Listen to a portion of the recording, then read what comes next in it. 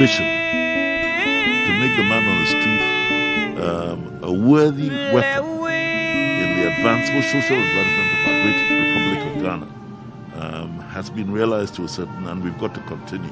We really have to work very hard, and that relies on the leadership of the NDC and the legacy of JJ Rawlings. Ghana is maintained. Thank you very much. The way to go now is to see the values that he stood for and preached for, not as exclusively values for NDC. If we did that, then we stand a chance of losing out. Yeah.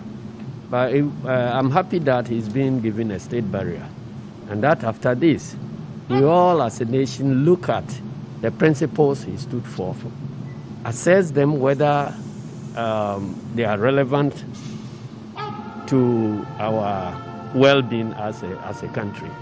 And then we decide to commit ourselves, irrespective of any political party you belong to. Democracy is about accountability.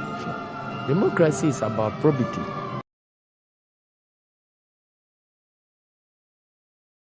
And so saying that you believe in probity and accountability does not make you exclusively an NDC person. It is actually a value that will help any democracy anywhere. He preached also about the principle that whatever concerns all must be decided by all. That is participatory governance. And so if we accept that participatory governance is useful to us as a country, you don't need to be an NDC person to believe in participatory governance. Along that principle, he introduced the youth into politics. Before we grew up, before you talk about somebody being a member of parliament, DC or something, that person will be around, beyond 50, 60 years and so on. It was JJ Rawlings who felt that, well, if we are building the society for everybody, then everybody must have a say in the decisions that we are making today that will build, that will create a certain future. And so then the youth must participate. The women constitute more than 50% of our population. So if we say we are building a Ghana that will be useful to every Ghanaian, then the women must have a role. So believing in participatory democracy does not make you exclusively an NDC person. So if we view those principles along those lines, we will benefit as a country.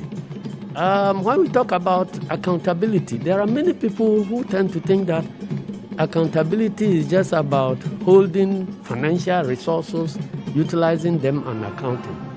JJ Rawlings was more focused on accountability for power, and that every power that a leader exercises is given to him or her by the people.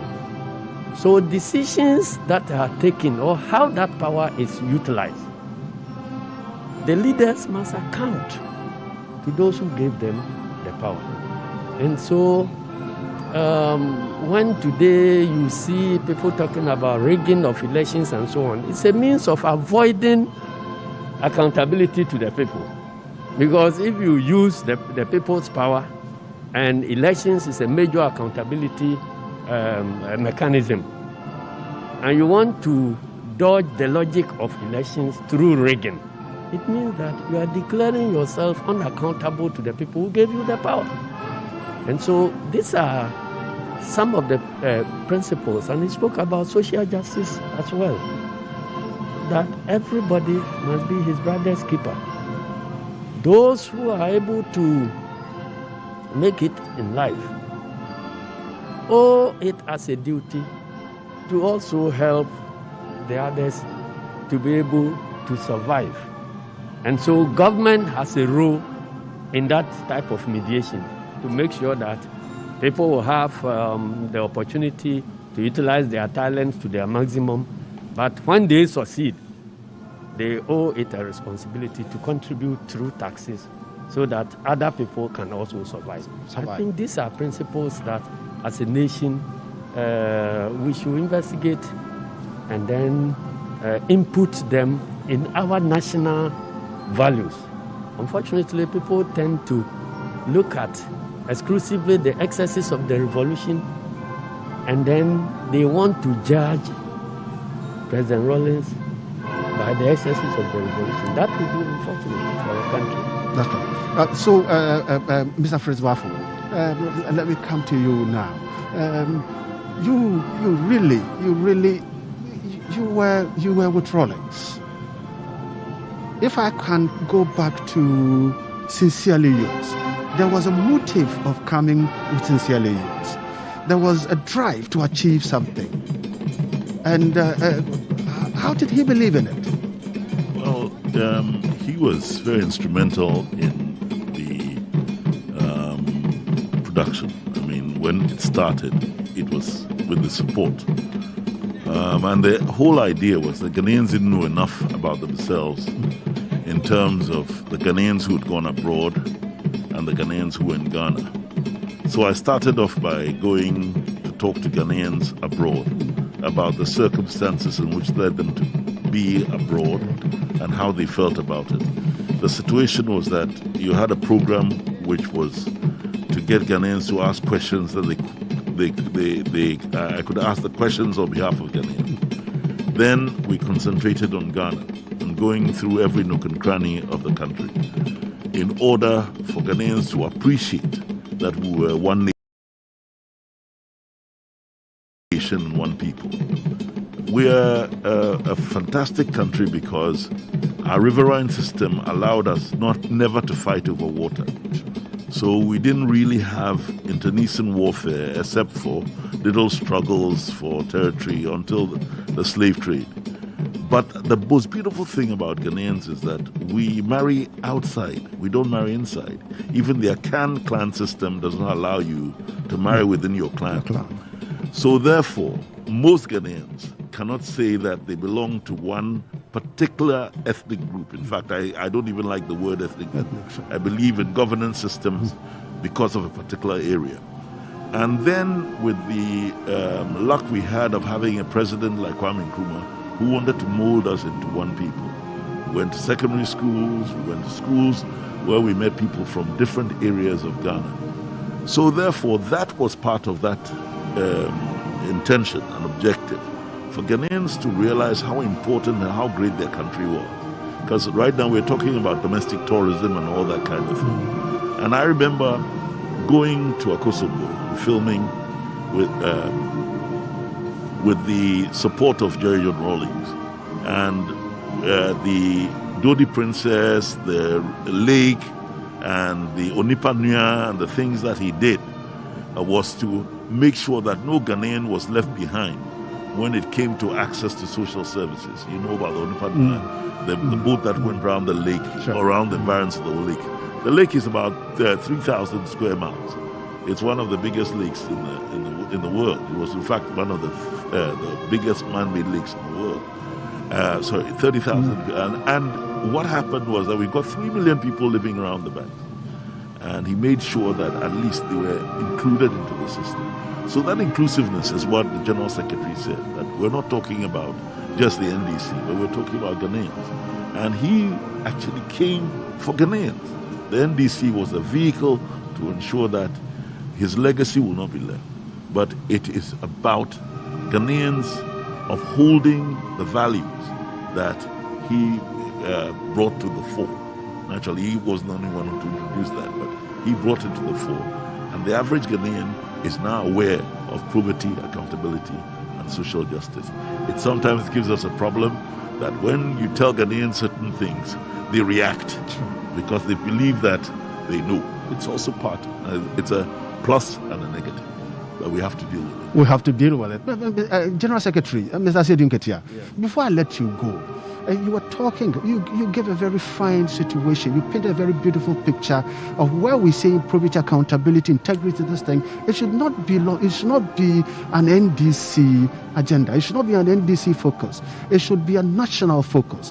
Then the country in itself will benefit from it.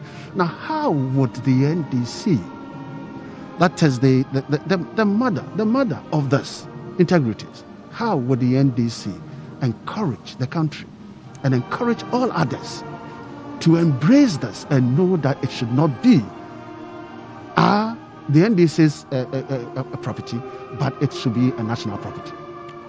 Well, you only have to take a look at any of the party's manifestos from 92 to date.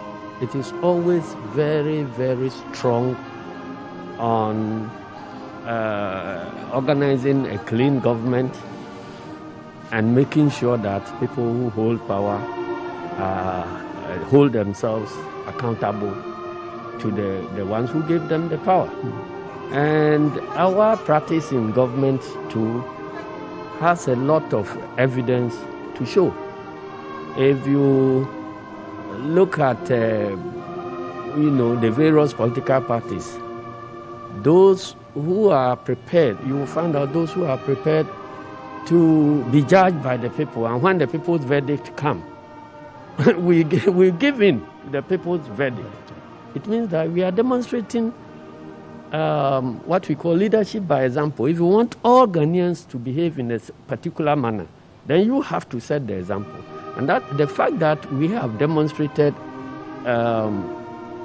the principle of holding ourselves accountable to the masses in itself a guide for all Ghanaians. Our expectation in always accepting to allow free and fair elections even when we are in power, and giving out power when the decision goes the other way, is that we expect all other Ghanaians to behave like that. So that is the only way we can set the example. And then when we are in power, in terms of how we hold and account for the resources of the nation, it is also transparent. At times, these are subjected to value judgments, but at least we know that Transparency International has records about the performance of every government in Ghana as far as corruption and anti-corruption are concerned. And clearly, NDC stands up. All the NDC governments stand up clearly on top of all the other governments that have run this country. So that is the way we want to demonstrate that these are values that Ghana as a society will benefit from. And it is not exclusively NDC alone. To tell you what, when we're getting to the end of the revolution, there was a big debate within the PNDC and the cadres. You had a certain group of cadres who felt that the ills of multi-party democracy were so bad that we didn't need multi-party democracy. And when the decision eventually came for us to go multi-party, they decided not to have anything to do with politics. They are still there in society now. And some of them tell us that after all these years, the same ills that our revolution had preached against are still around. Monetizing of politics is there. Rigging election is no different from a coup d'etat. So that is still there. And then a dictator remains a dictator whether they are elected or they come through a coup d'etat. And then that is also around. And then you have a situation where you are having rule by law instead of rule of law. You understand? If you are not careful, a dictator can use the very tools of democracy to kill democracy. And so these are things that some of our cadres who felt strongly that multi-party democracy will not deliver the right democracy, decided not to have anything to do with it. Those of us who felt that, well, democracy has its ills, but there's no better alternative. So let us go with it. And that's why we are here. So it is for Ghanaians to demonstrate that it is worthwhile pursuing this multi-party agenda. Thank you so much, General Secretary Johnson Asiedu Nketia. Viewers, we were watching the funeral of the former President JJ Rawlings at the Kwame Nkrumah Conference Center, at the Accra International Conference Center, and I am still here with Mr. Fritz Bafo. Mr. Fritz Bafo is still with me, and then we have been joined by Elvis Afriye Ankara, the former sports minister. Elvis, you're welcome. Thank you very much. Right. I know you believed, you love the man that we are.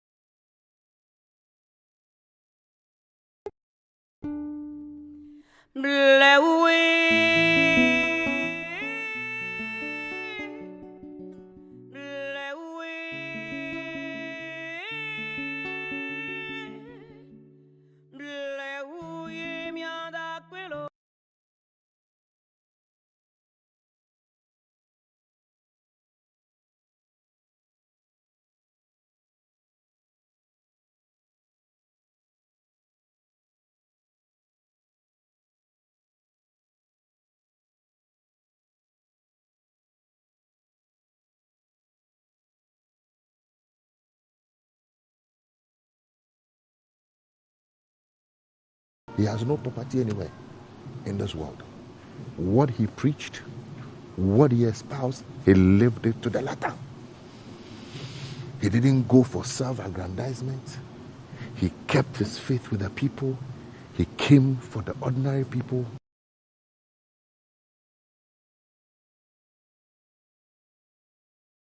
To extend water, rail, electrification to these parts, and the impact that this has had on the lives of these people, then you will know that indeed this is a man who was genuinely committed to the welfare of the ordinary people.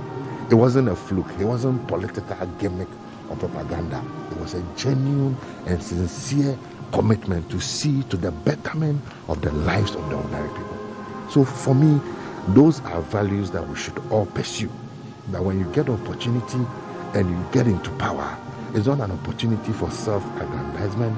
It's not an opportunity for stealing the nation's wealth. It's not an opportunity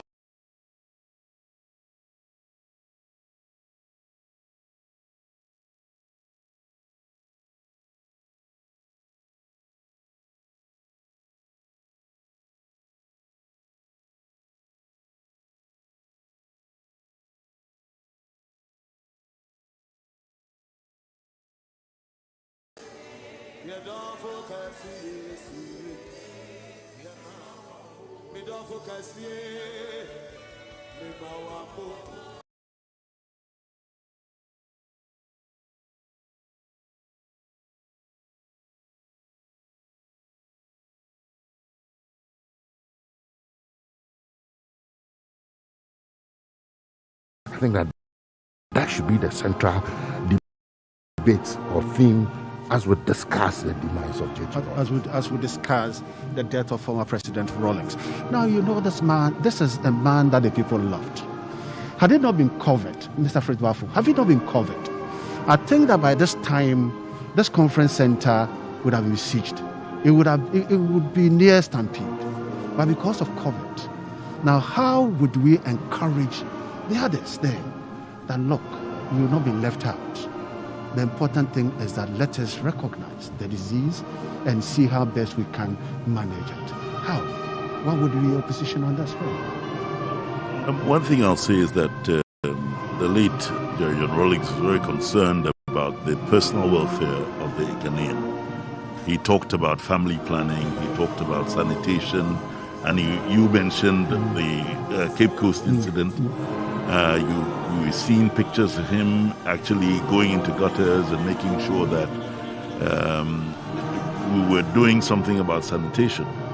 And so, you know, it was said earlier on in the commentary that, and I think you said it, that COVID should not end the sanitary practices that we're using now, like using sanitizers and washing our hands and keeping ourselves clean and keeping our environments clean. That is the way that it's got to go. COVID has brought it home to us that if we don't look after ourselves, all right, then the environment is going to destroy us. And so therefore, that is where we've got to go. We've got to realize life's real lessons about the fact that we're suffering from a disease that we can't understand because we've been careless and because we've not been upholding the protocols that are normal. I'm sure if we were cleaner, if Ghana was a more sanitary, where we had a clean environment and we're looking after ourselves, I don't think that the impact of the virus would have been as such as is now. And we wouldn't have to have force being used and people being arrested and punitive measures in order for you to uphold things that will keep you alive. So it's just a question of us changing on our attitudes. Ghanaians need an attitudinal change. We can't keep on taking things for granted and expecting that there will not be an adverse situation, because the situation is now very bad. It's sad that because of the COVID, most people have withdrawn, and so therefore, in terms of celebrating the life of this man, has not become an outwardly thing. But within ourselves, we should take into consideration not only the fact that this great man has gone away, but some of the lessons he left behind, that we have to take care of ourselves. We have to take care of ourselves. It is not about entitlement anymore. It's about responsibility, not only to yourself, but to the society you belong to. Sure. Elvis, as a former sports minister, Minister of Youth and Sports, now COVID is now turning its attention and the focus is now going to the youth now. Now the young ones are catching COVID. We thought that the young ones were out, so it was people with underlying conditions that would be falling victims to this, but now the young ones are catching this one. Now, how do we let the youth understand that this is the only way forward? Please, forget about this. Just take good care of your health and yourself and society at large. I think part of it is what Senior Fritz said. We need to be conscious and take care of ourselves. But I think there's a certain dimension to that is very important. We need to be honest. The state is not being honest with us in terms of the numbers. I had COVID, and I made it a point to let everybody around me know. I tested positive. My daughter came from Canada. She wasn't well. She went to test. She tested positive. So we decided to go and test. In my household, myself, my daughter, my wife, we had COVID. I made a conscious effort not to hide it. Strangely enough, when you talk to other people, then they'll say, "Oh, I also had it, oh." Really? You had it and you kept it quiet and you were walking around. That is the biggest danger. Because when you have it and you don't go into isolation or you don't let people know, then you keep on spreading all over the place. So what I did was, when I had it, I went to the village. Even though I was not very sick, I just retreated to the village till I came back, did my test, and I was negative. That is what is lacking. It is not a sexually transmitted disease. It is not because of something that you have done. It's a virus. It can happen to anybody. So when you have it, it is not a shameful thing to admit that you have it or you've had it. So that you use yourself to educate people, tell people, look, this is what happened, and this is what I did, and this is how I got out of it. People are keeping quiet about it and spreading it, and people are dying, and people die, and people don't even know that they died of COVID. They died of COVID. So for me, that's another dimension, because when I put it on our platform and I told everybody I'm out of the scene because I had COVID, the number of people who came in and told me they also had it or they had it, and they were all, walking around and nobody knew they had it. So for me, that is another dimension. Let's take out the stigma. Sure. It is not your fault. You can do whatever it is. It may happen. So one, as Senior Frey said, take all the preventive measures. Wash your hands regularly, wear your nose mask, do the social distancing, and we also have local remedies that we all use, the neem tree and all that. They work, so do everything that you have to do. But if, God forbid, you get it, you haven't gone to commit any crime. So immediately isolate and let people know and seek treatment.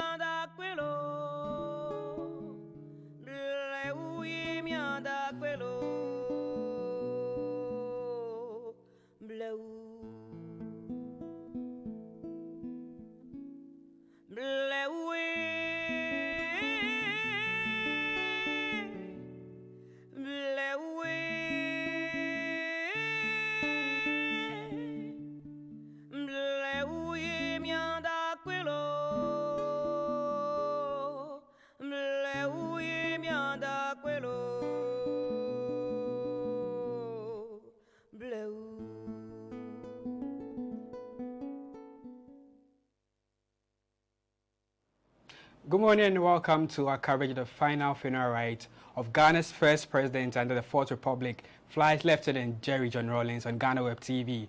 Today really not a good day for a lot of Ghanaians, but we'll do carry on and bring you coverage of the funeral rite at the Accra International Conference Center. But before we go there, let's take a look at a little or brief history of who this nobleman is.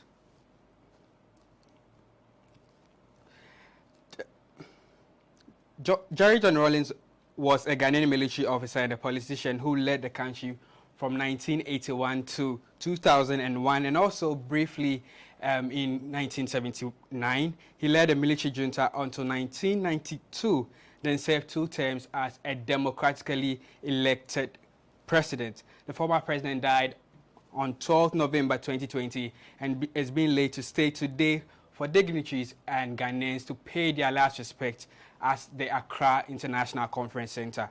We have a lot of things lined up for you today. So shortly we'll be going there and take the live feed. My name is Desmond Frimpong. Stay with us.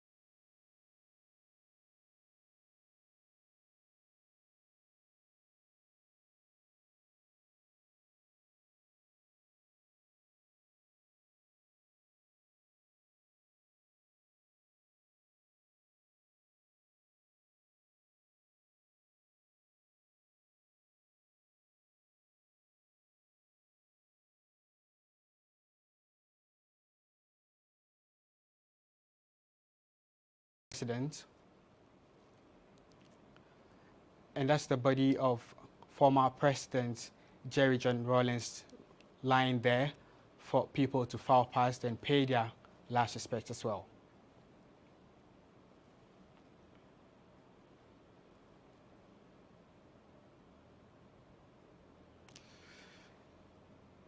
The atmosphere, I can tell from here, a very quiet one. Obviously a painful exit.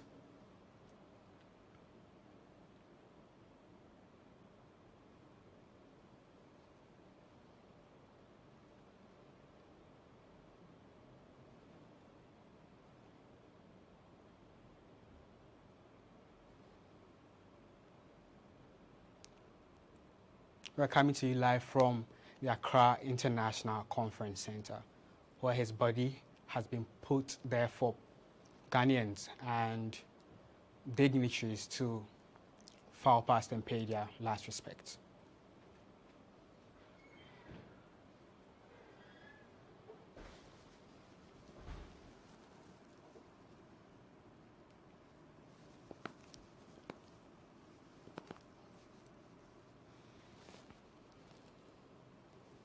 There are a list of dignitaries who are supposed to be there. That's according to the program lineup for the event, which started on Saturday. Yesterday there was a service held for him at the Holy Trinity Cathedral in Accra.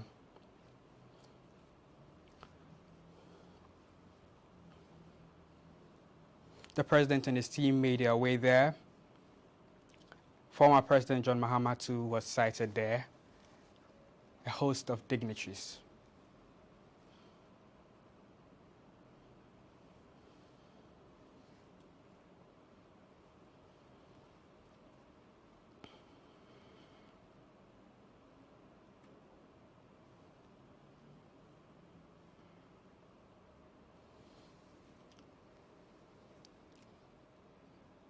The military on display, as you can see.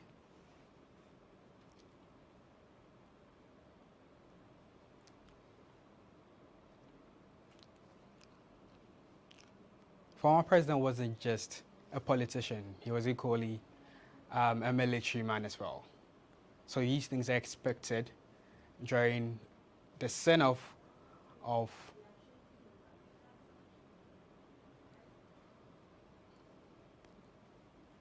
yes. I can see movement, gas changing over.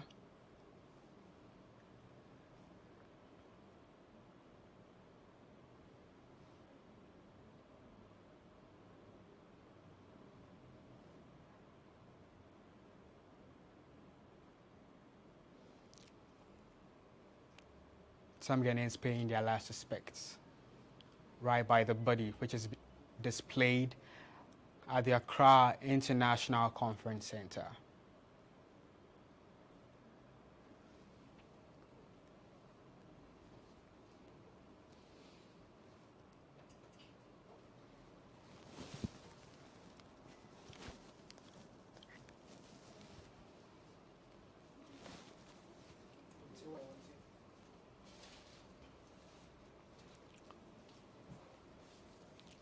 People filing past to pay homage to their ex-presidents.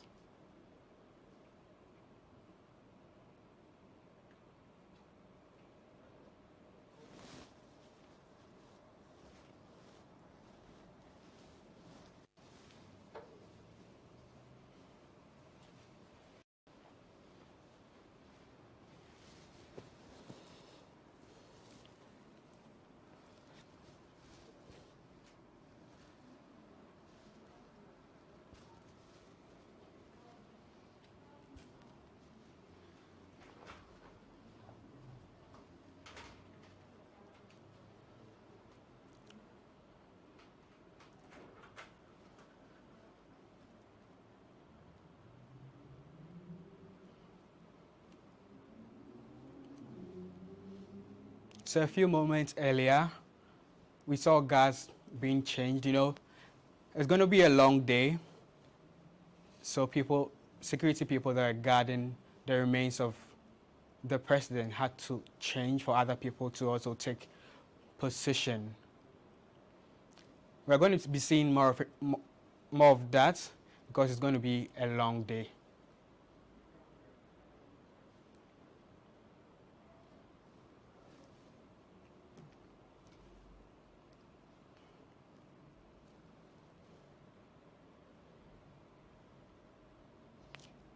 In your screen again, Ghanaians paying their last respect.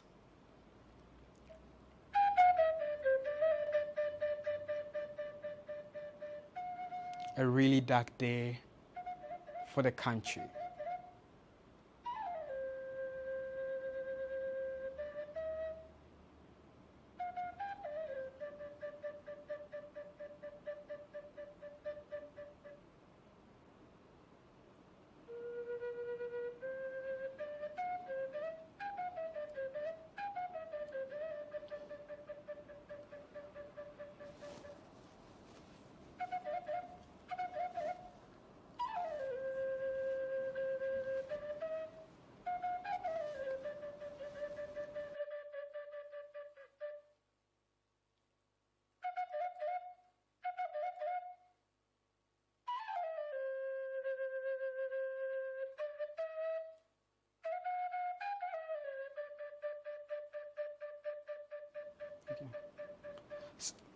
So the group that just passed before this very one we're seeing on our screen is the old student group of Achimota School where the president schooled. The president was in Accra, Achimota School. That's where he had his secondary education, where he met Konadu JJ Rawlings, his wife.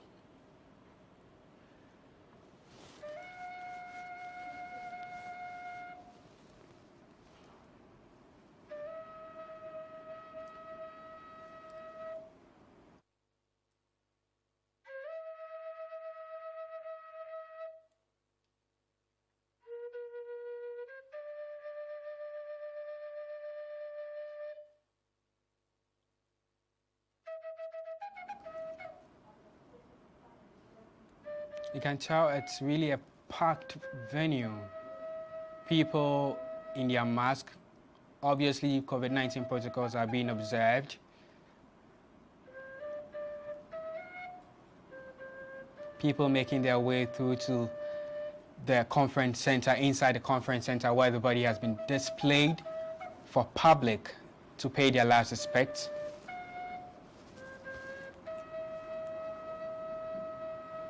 People going through the protocols, sanitizing before getting in there.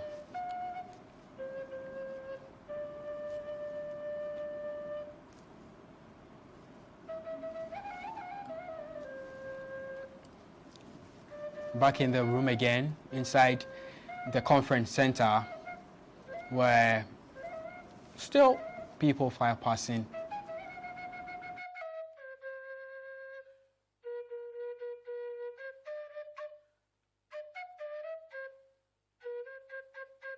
We see more of people wearing black, fire passing the president to pay their last respect. Today is open for, we'll be seeing people from the heads of security agencies, leaders of political parties, staff, office of former President JJ Rawlings, traditional and religious leaders, as well as the general public. And this is expected to run from 8 a.m., early in the morning, to 6 p.m.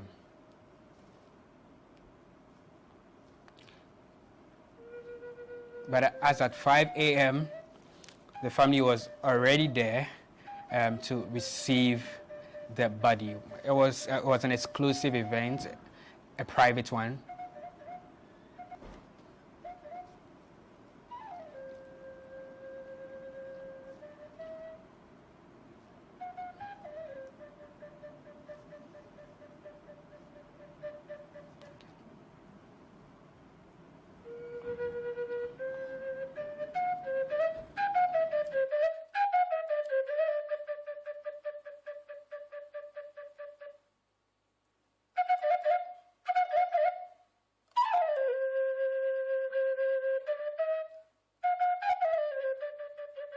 Also observing protocol.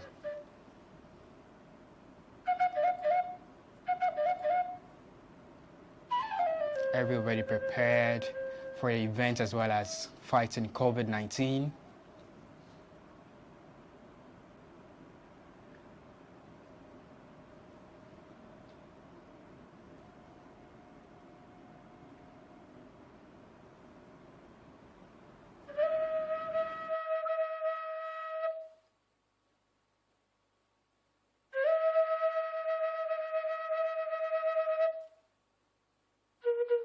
Has been displayed in a glass demarcated area, dressed like a military man. Of course, we didn't expect anything short of that because he was a military man himself.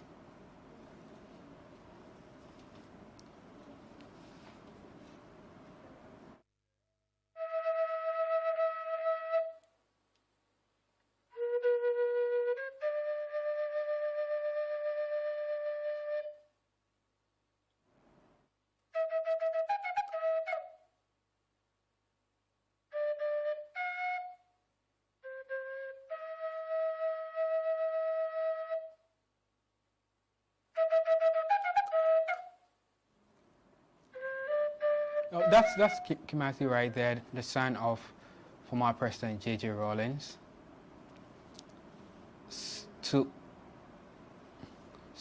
So much resemblance.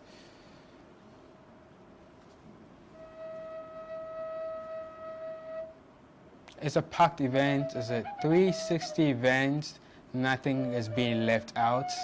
On the screen is a display of our beautiful culture. Traditional dance, dancing and drumming is all parts of our culture.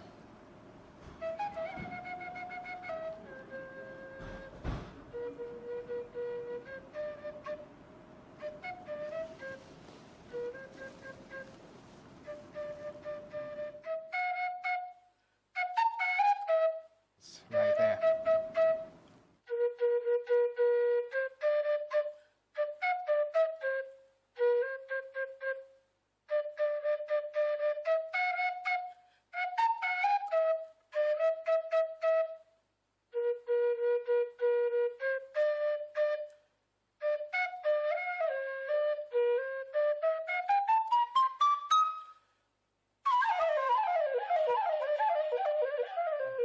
Center, conference center. Again, Ghanaians paying their last respect to former President JJ Rawlings. A lot of people call him Papa J amongst other names.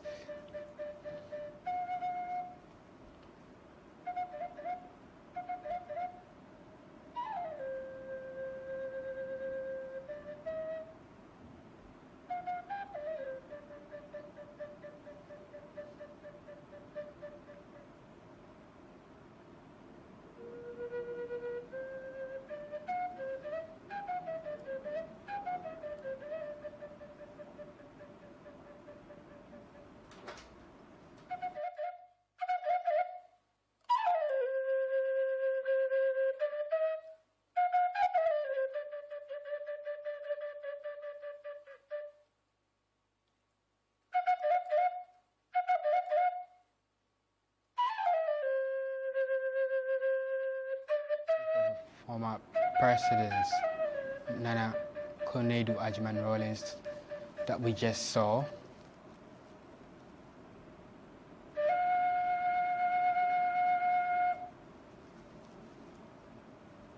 We'll go back to the tradition again, the display of art, culture,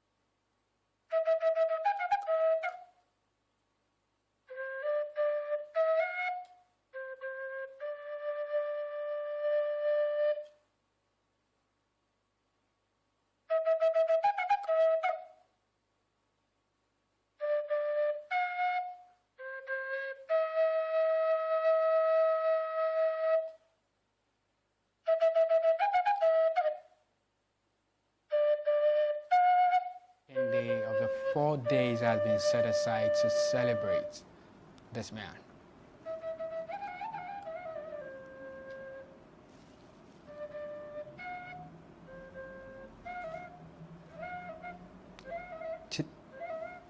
Today's program marks the second day out of the 4 days that the state has earmarked to celebrate our former president.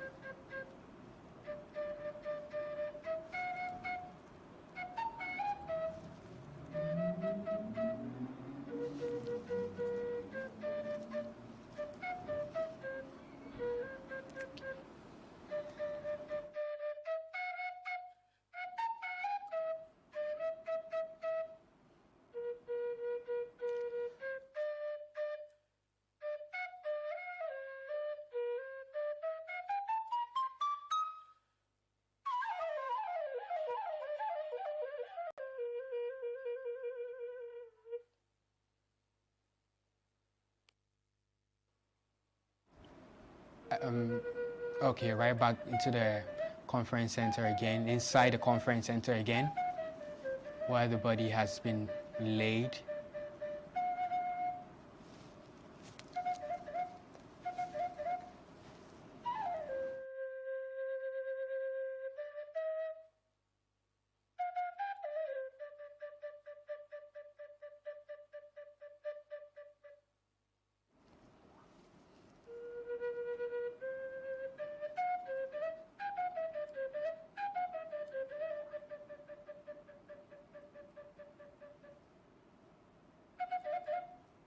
This is GhanaWeb Today.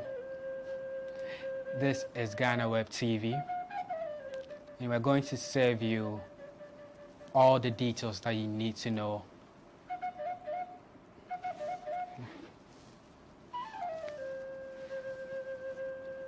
You're live on GhanaWeb TV, and we're streaming live all the happenings at the Accra International Conference Center. We'll be bringing you up to speed with every detail that you need to know right at the Accra International Conference Center.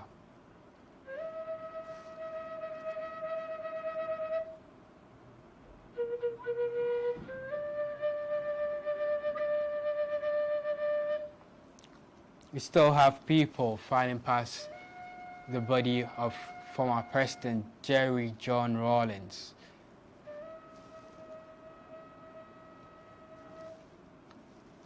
And this will be very frequent throughout the day. Like I said, it started around 8 a.m. in the morning and it's going to end around 6 p.m., sorry.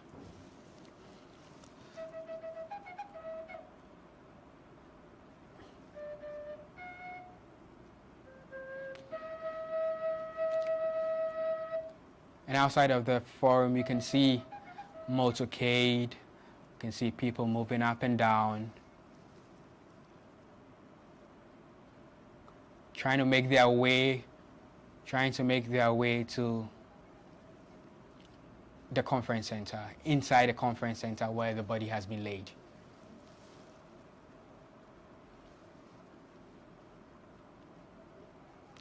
Quite a number of dignitaries are expected to pass through today, tomorrow, and the final day.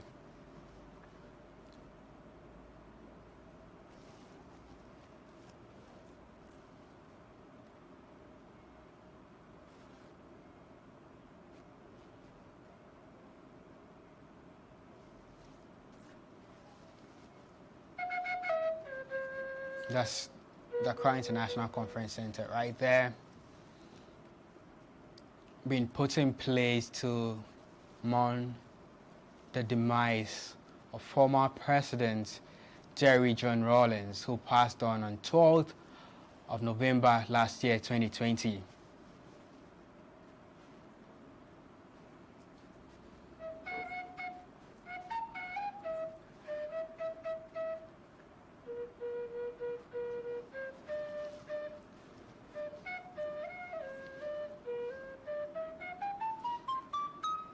He's actually sleeping in a casket that has been, should I say, barricaded, or it has been, yes, sort of by glasses. Beautiful flowers there.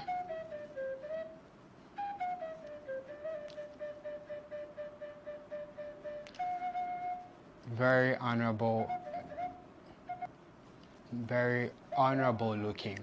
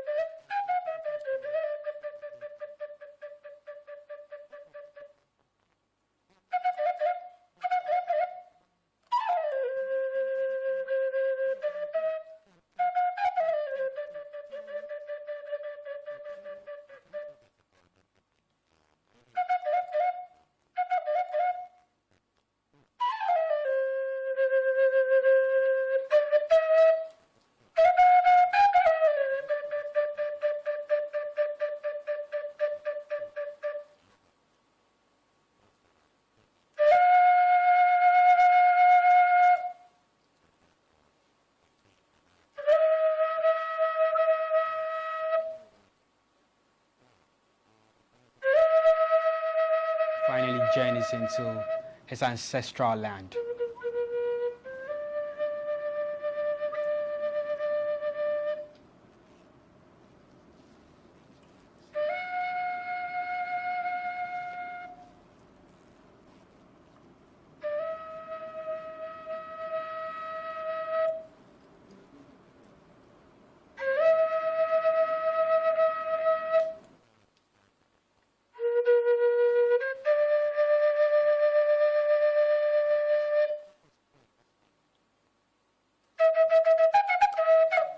Making their way to the conference center to pay their last respect to him.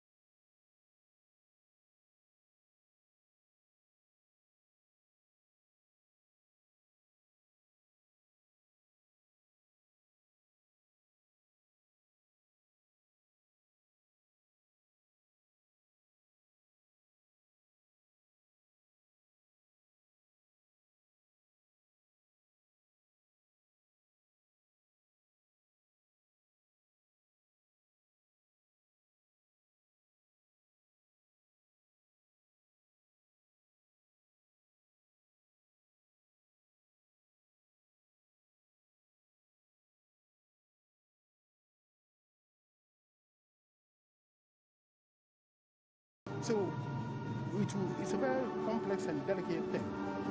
What he never,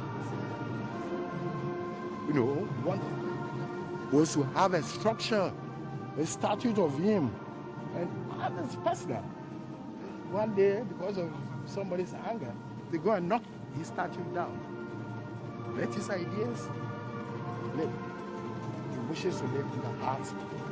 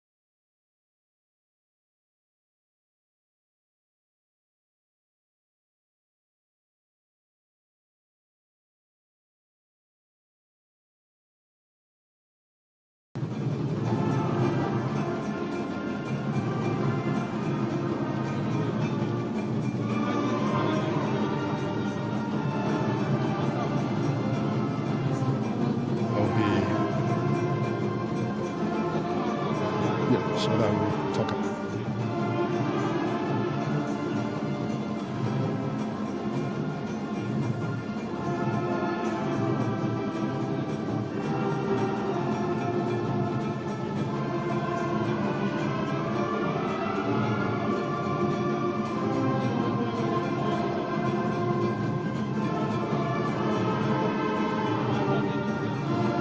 Accra International Conference Center for a short break, and we are still at the Accra International Conference Center at the funeral of the former President, Flight Lieutenant JJ Rawlings.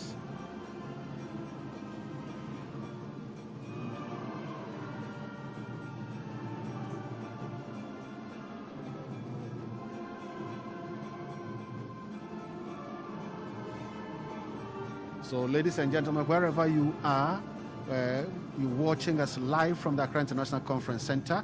We will be playing a video that would be what has happened so far, what happened this morning. And we're still with me in the studio. I still have Captain Akakpo and Lieutenant Tay. So Captain Akakpo, Lieutenant Tay, I think you have a very short break. We had to make way for some few interviews with some other political people. But we are back here, and we are now going to go to the beginning videos, pictures, what happened this morning, and then we will let you know what we have not shown to you from the morning.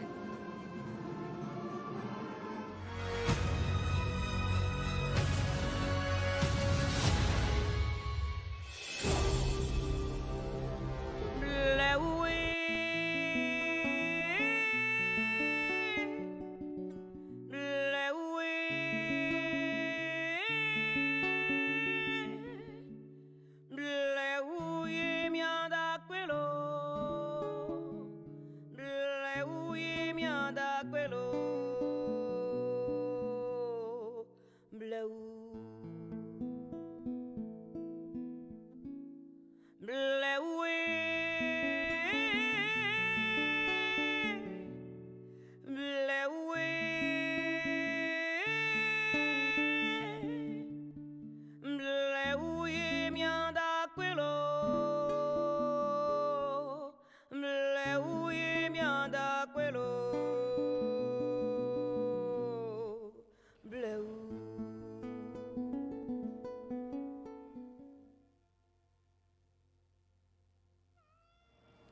So we're back here in the studio to take you to how the mood of Ghanaians were the very day, the 12th of November 2020, when news broke that a former president had died. A lot of people, as they were, went to his house to confirm for themselves whether or not this is really true or not. And GhanaWeb had a team out there to gauge the mood of the people. Take a watch.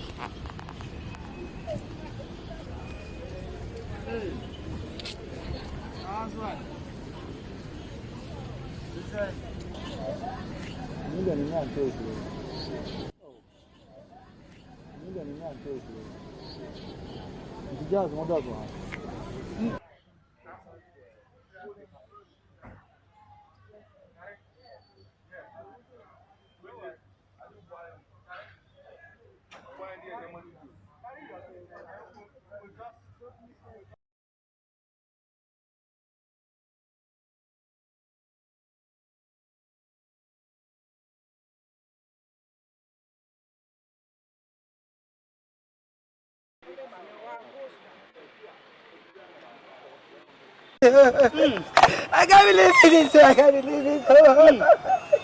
Hey. Oh, how come? How come? How come? How come? How come? How come? How come? Please, when was the last time you spoke to him? The day of his mother's funeral, and I spoke to him.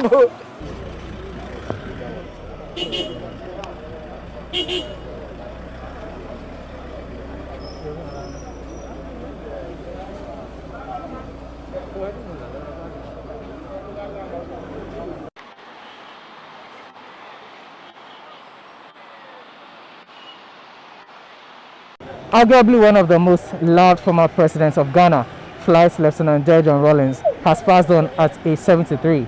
Now, according to reports, he died at the Kolebu Teaching Hospital in the early hours of today, Thursday, November 12, 2020.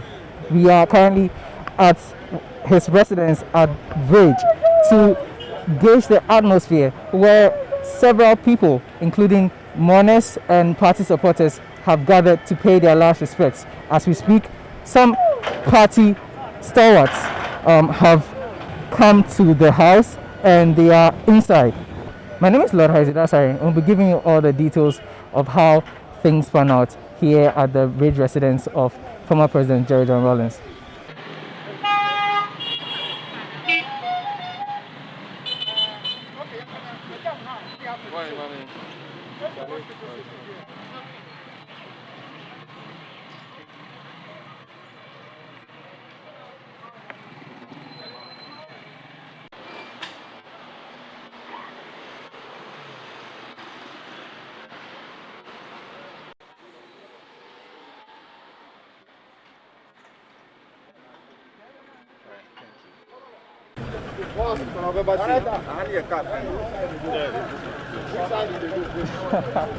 Yeah, this side.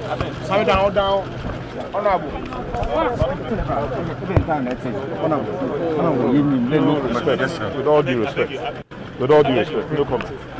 No comment.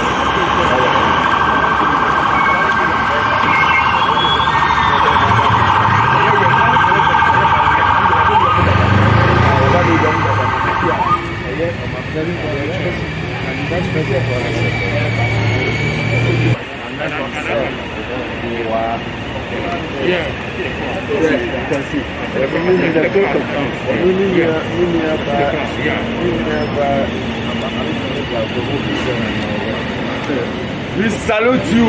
Yes, sir. You're welcome.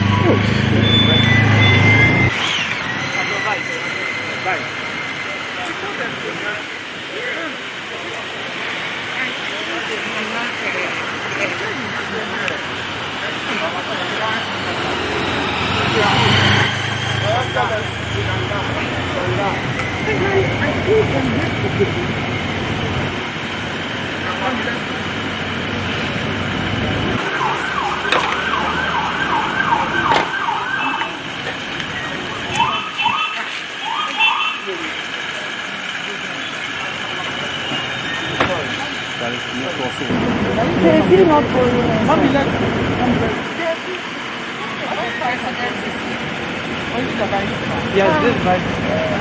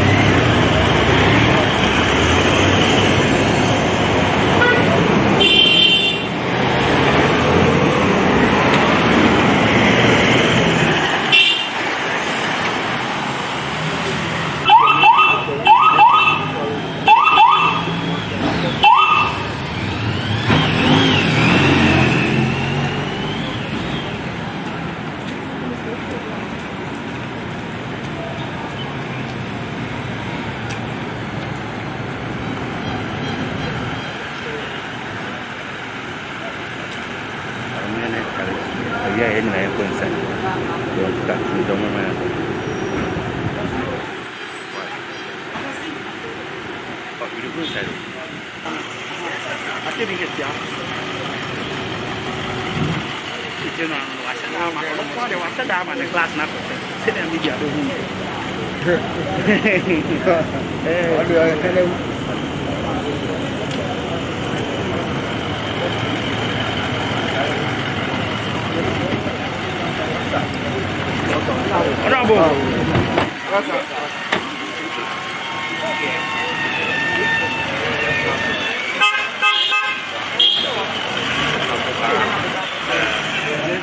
and then also,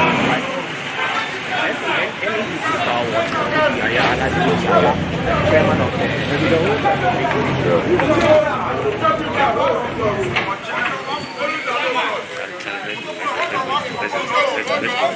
Coach, hey! You are perfect! You are perfect!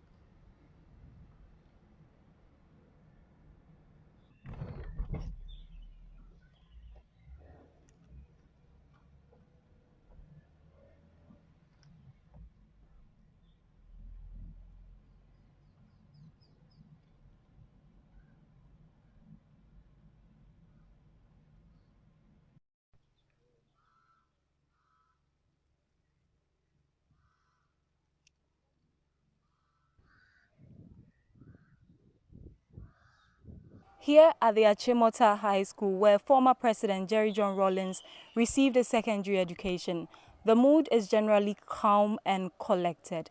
Aside that, there's very little human activity, with the exception of Form 2 students and few teachers walking around.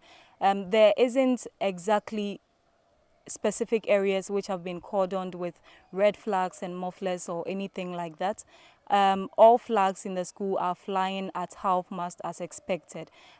School authorities have also refused to comment or give any responses at all. As it stands, they tell us the headmistress and her executives are in an emergency meeting and they will get back to us as and when they are ready. My name is Portia Etonamkonu and I'll bring you all the other updates when they happen. You can also join in the conversation via all our social media platforms on Twitter, Facebook and Instagram at The GhanaWeb and on YouTube at GhanaWeb TV.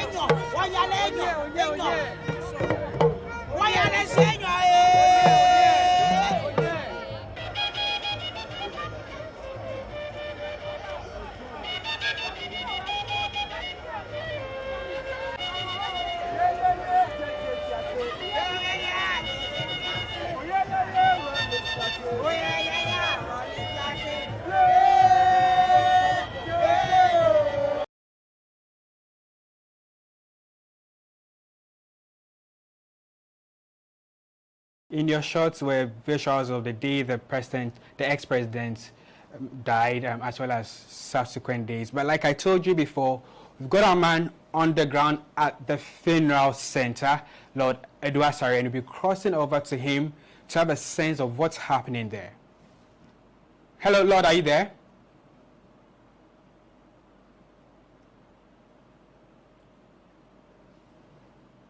Hello?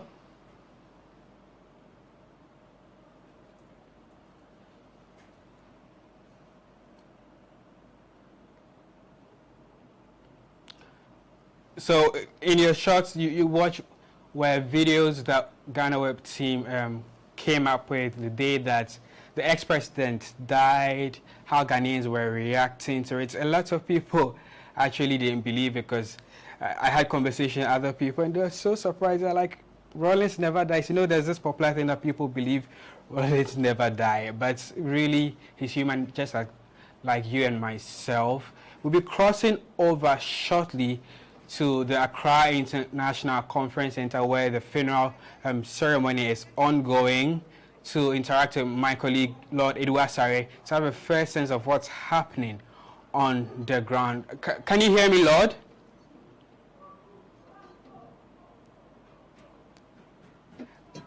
Right, so we are here at the Accra International Conference Center, where the former President JJ Rawlings is. As I speak to you, personnel are happy to pay their last respects to their former commander-in-chief. But as I speak to you, several political leaders, especially of the National Democratic Congress, have come in to pay their last respects to the commander. Have been able to get to speak to the former we shared for the fact that former President Rawlings was the man who actually had the political ability.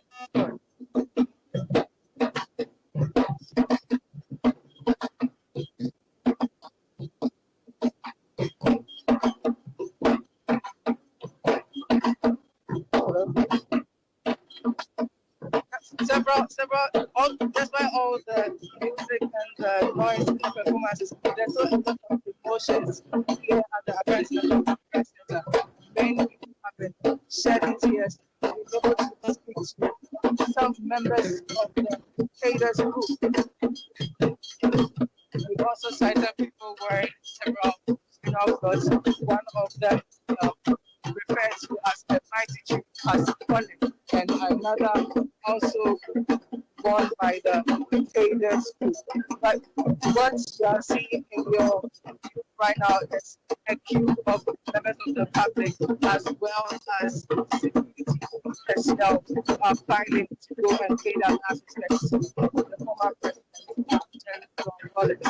We're able to catch up with the former tourism minister, who said, what is memory of the former president, according to them, the former president had advised us from his family, saying that he had a personal relationship with his father, JJ, please, JJ. So, that's not the and the former president.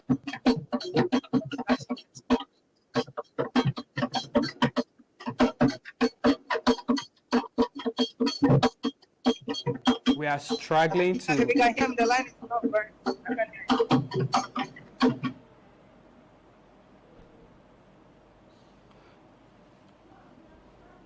Okay, that was my colleague, Lord Eduasari, reporting live from the funeral ground.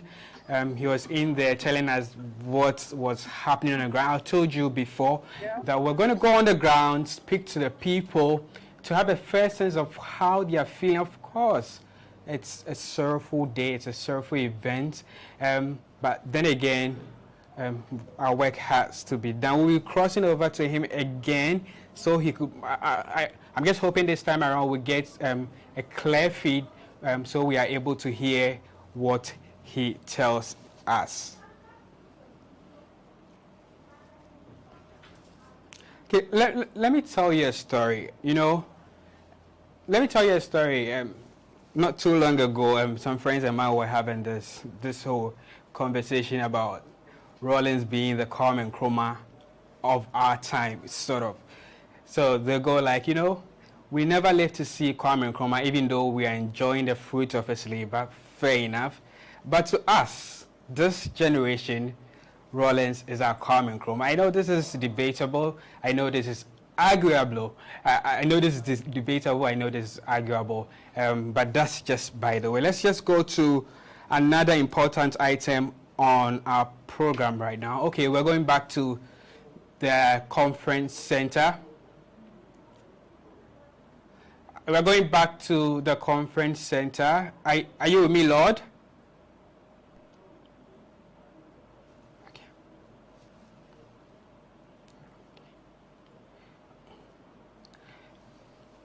Okay.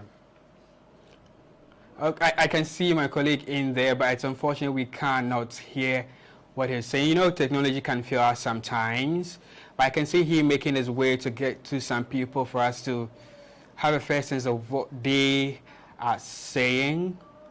COVID-19 protocols strictly being adhered to. I can see the stand there that you'd have to walk through, get sanitized before you get to even pay your last respect to the ex-president who's been laid in state for Ghanaians to pay their last respect to.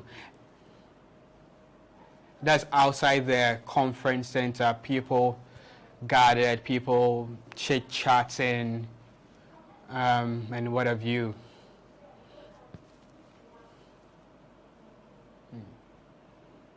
But I'm pretty sure my colleague, Lord Eduasari, will make his way through to some people and would have a very fruitful conversation. Yeah. You're still live here on GhanaWeb TV as we are bringing you a coverage of the final.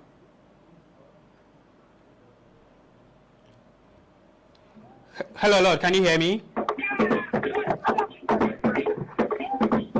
Well, music being still played at the background. I'm sure we'll get to my colleague Lord Eduasari for him to brief us on what's happening on the ground. I told you early on they're going to serve you all the relevant angles to this very program.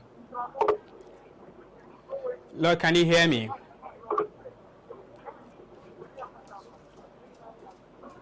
So in our short, some people, some dignitaries speaking to the media.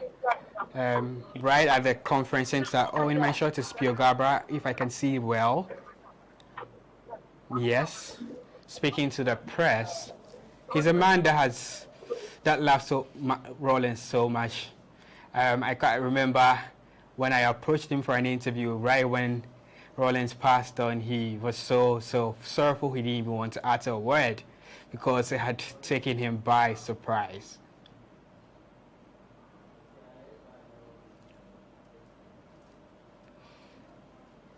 But like I said, we're still going to make our way through to Lord Iduasari, our funeral man on the ground, to get us all the details. It's still live here on GhanaWeb TV. We're serving you the relevant details concerning this particular event.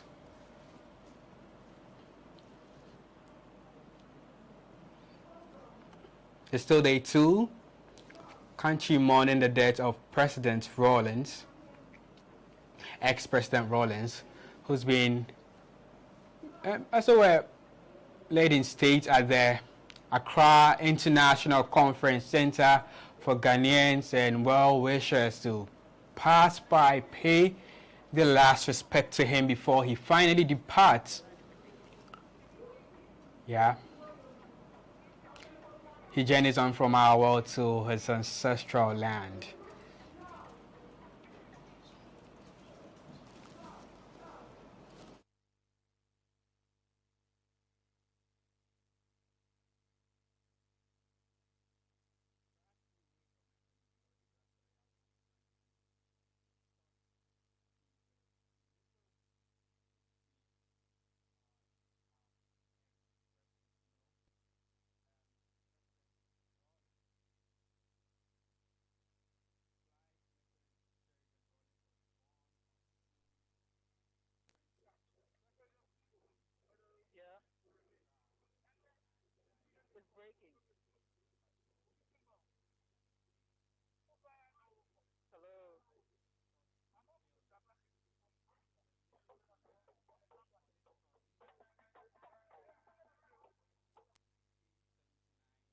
As well as 1981, and overthrew the government and seized power. That's how come he came to power. But it got to a time Ghanaians democratically elected him. They gave him the power. I'm still trying to get to my colleague who's on the ground.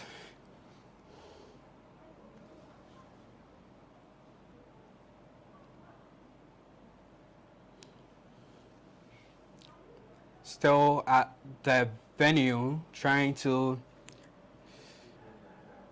get to my colleague.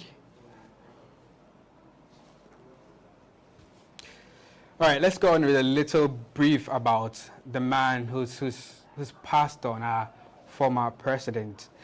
His second period of rule, which was from 1981 to 2001, afforded Ghana a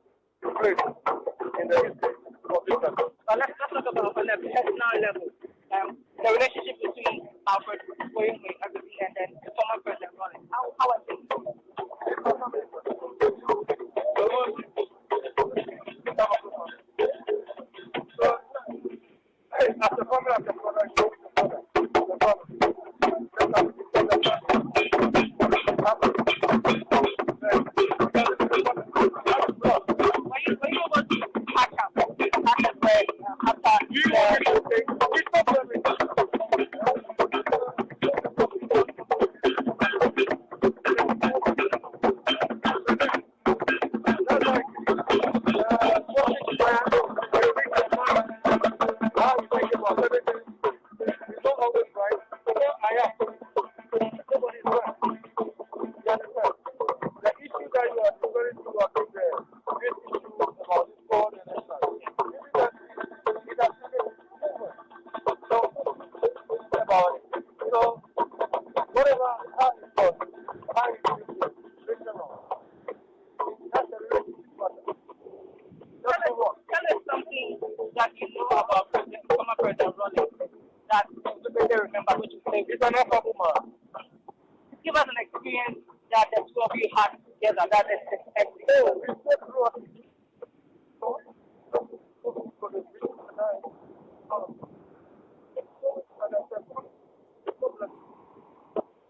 I mean,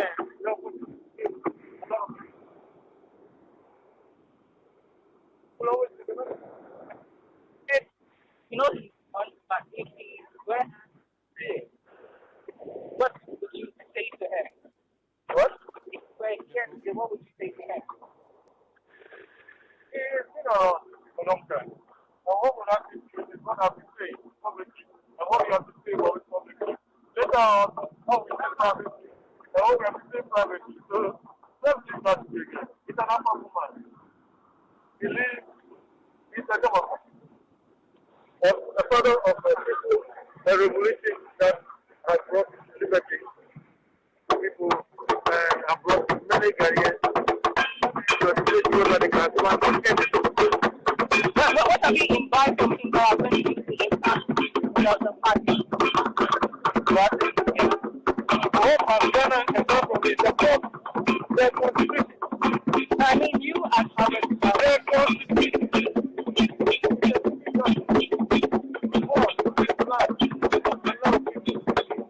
And are not allowed to go down the drain.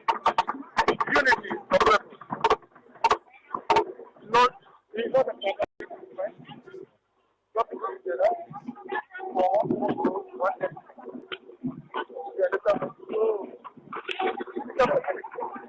It's about keeping your mind. It's about being yourself. And what is brothers looking to do is about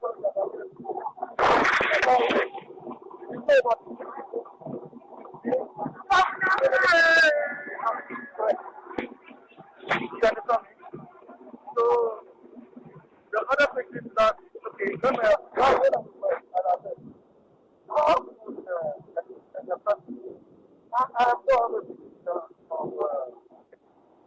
I don't have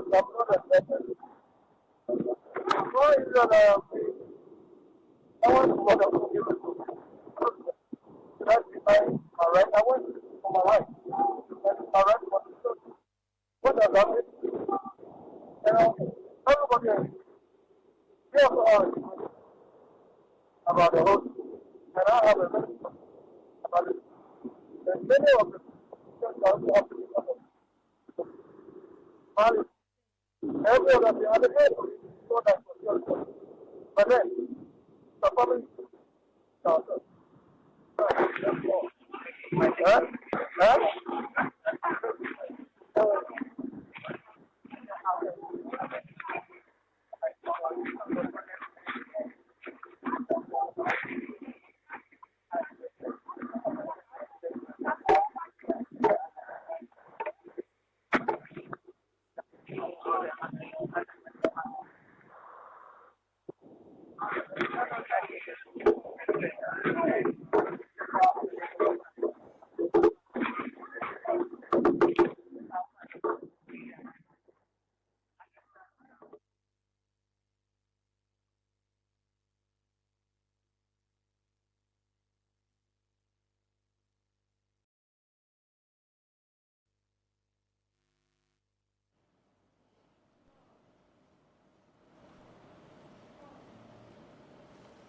So that was my colleague, Lord Iruasare, interacting with some people at the funeral venue.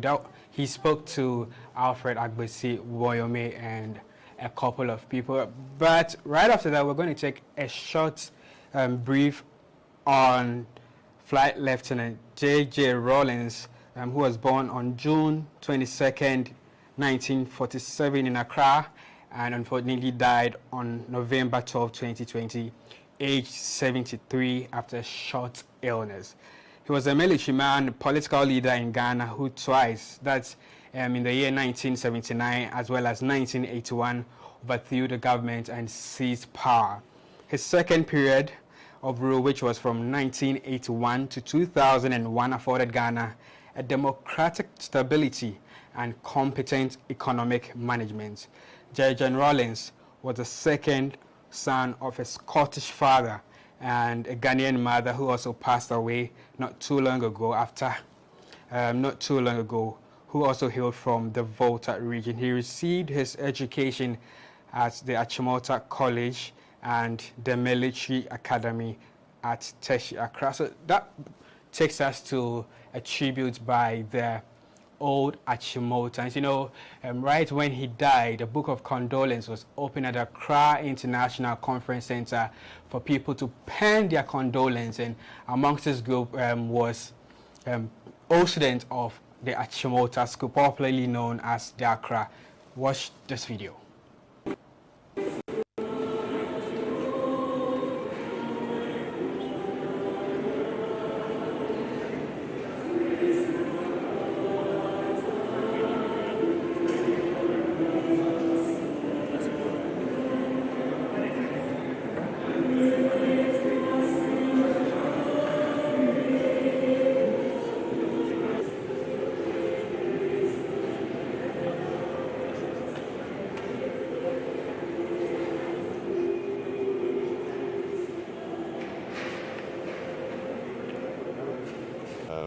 We've asked for our gracious Father to grant Accra President JJ Rawlings eternal rest. At this time, when we are bereaved, the most important thing that we can do for a colleague is to pray for his soul. And that's exactly what we've done. We also recounted the fact that he left Achimota School as living waters to a thirsty land. We read the fact that he fought a good fight, as he expected of any Accra, and he ran a good race. So these are the things that we've written. But most important, we praying for his soul, that to be granted eternal rest in the bosom of our Father. He was, his life out of school was just a continuation of his life in school. The dynamism, the individualism. I think the one singular thing you can say about Jerry was that he was not like anybody else. He was not like anybody else. He was his own, very dynamic. Did everything, from sport to singing in the choir. Oh, wow. He did. You wouldn't believe that. He was a choir boy, a Catholic choir boy. In fact, one of the favorites of the Catholic chaplain of the time, Father John. You won't believe it, but that's true. That's true. And even from school, he was a military man. Oh, okay. Yes, he was in the Achimota School Cadet Corps, right from the start until the end. So basically, what you saw of the man as a revolutionary, as a leader, as a democratic party leader, what you saw of him in Ghana as a school was just a continuation and a maturation of who he was in school.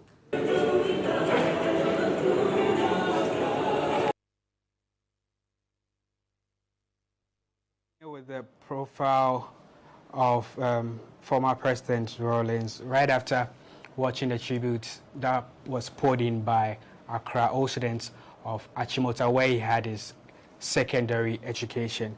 So right after that, he was commissioned as second lieutenant in the Ghanaian Air Force in 1969 and became a flight lieutenant and expert pilot skilled in aerobatics. He also won the coveted Speedbird Trophy for his regiment. In June 1979, when he began his political life, Jerry Rawlings and other junior officers led a successful military coup with the aim of purging the military and public life of widespread corruption. Jerry John Rawlings and his Armed Forces Revolutionary Council went on to rule for 112 days, during which time the former heads of state, General Ignatius Kutu Ichampon and Lieutenant General Frederick W.K. Ekufu, were tried and executed. Jerry John Rawlings then yielded power to democratically elected civilian president Hilary Mann, who promptly retired Rawlings from the Air Force after ascending to power. We're going to go straight back to the Accra International Conference Center to take the live feed of what's happening right at the funeral grounds of the late President Rawlings.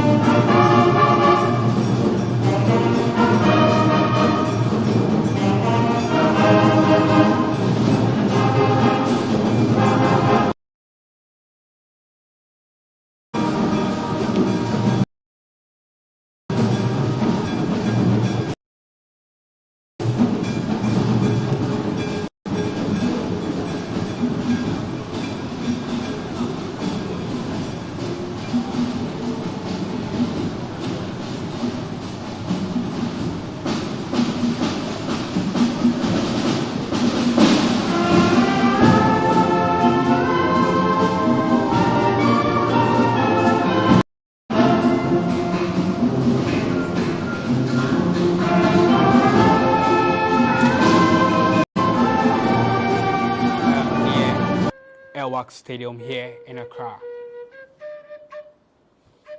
And today's event, which started at 5 a.m.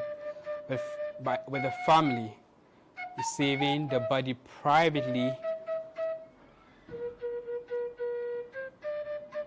is still rolling as of now.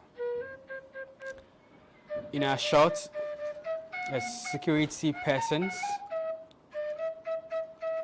paying their respect to the honorable man who has been laid or displayed for Ghanaians to pay their last respect to him as he journeys to his ancestral land.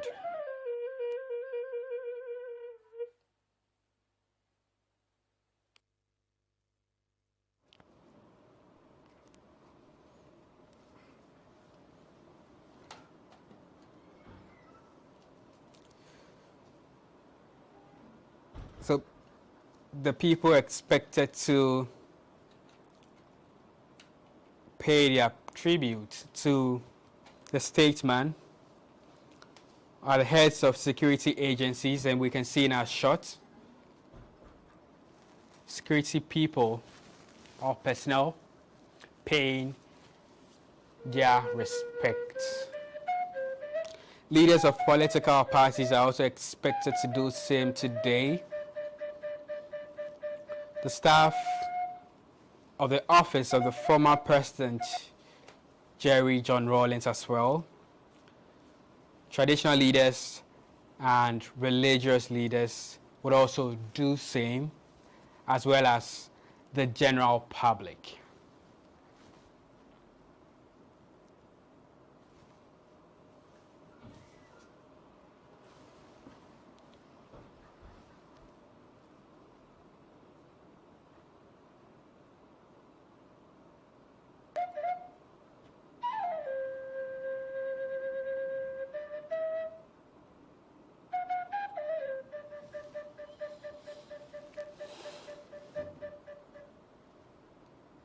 Like I said, the general public is given the opportunity today to pay their respect to the statesman.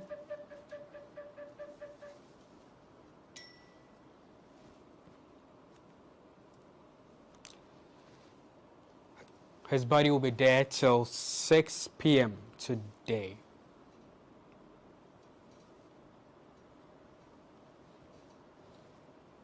I'm pretty much excited about protocols being observed, COVID-19 being observed.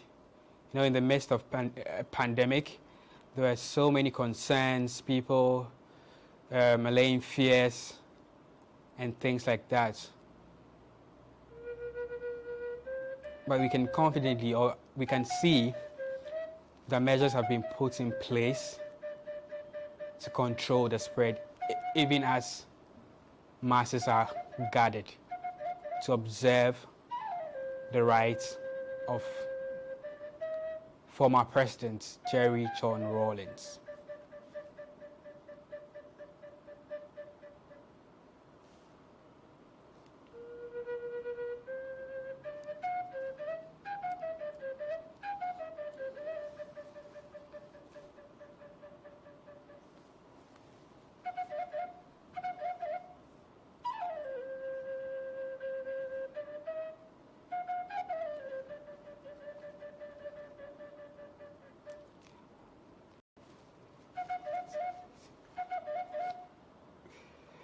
Military officers in our shots, we can see them changing position. I mean, one person coming to relieve the other. Yes, that's what we can.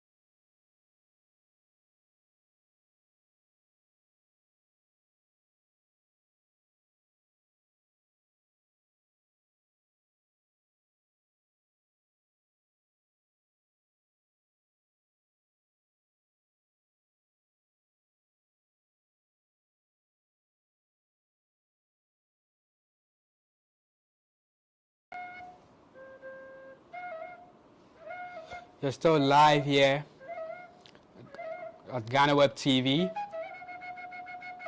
as we bring you the coverage of the final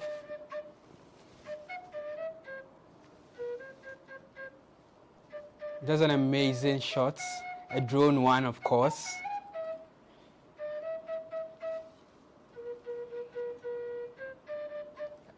Flags, the display of Ghana flags there, which they are all flying at half mast, which signifies the death of a statesman.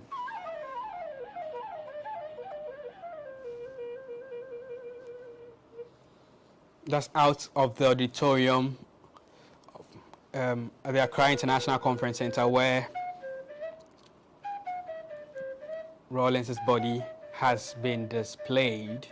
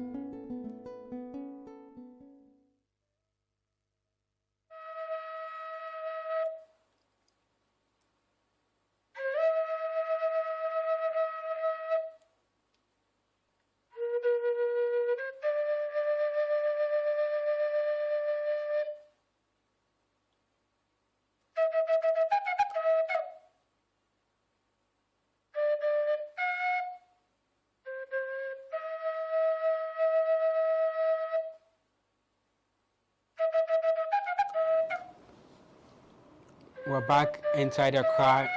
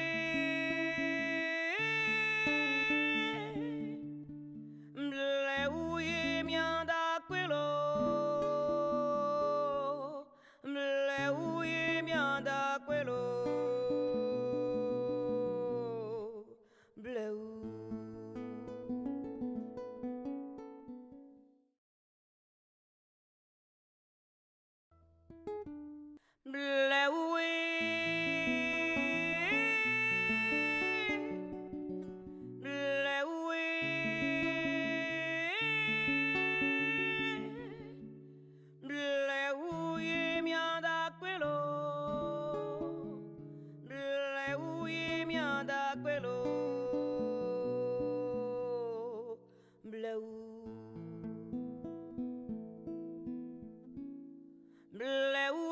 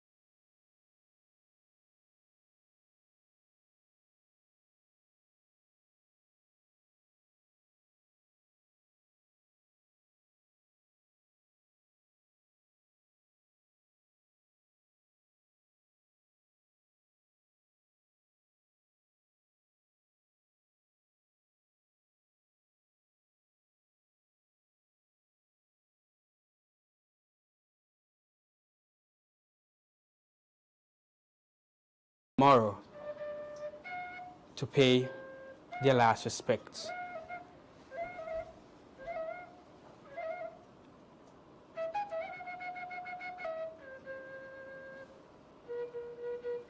They're still live at the Accra International Conference Center, covering happenings at the funeral of ex-statesman Jerry John Rawlings.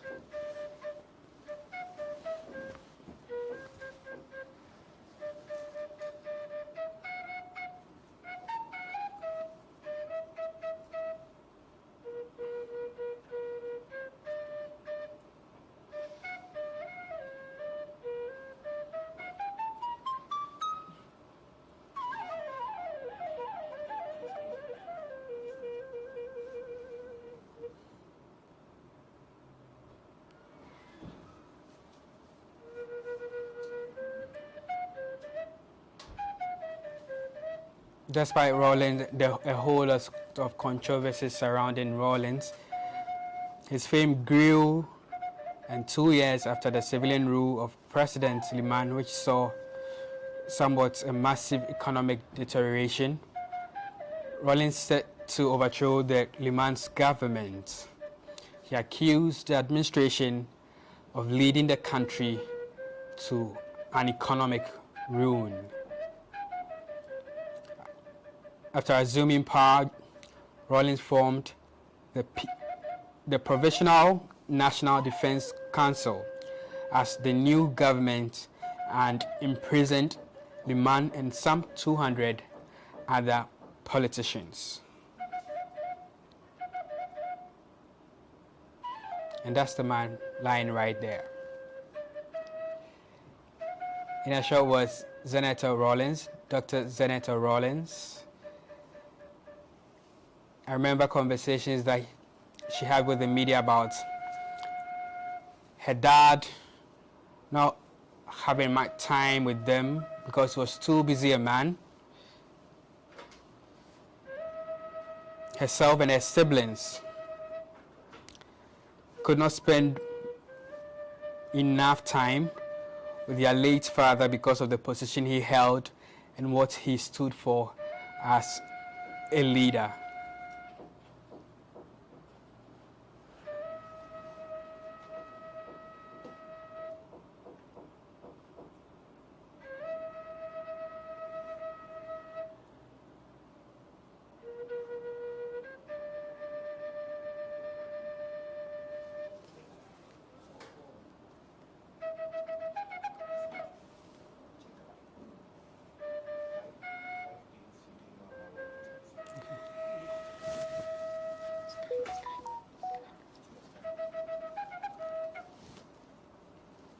You know, Rawlings really wanted to have an ordinary family.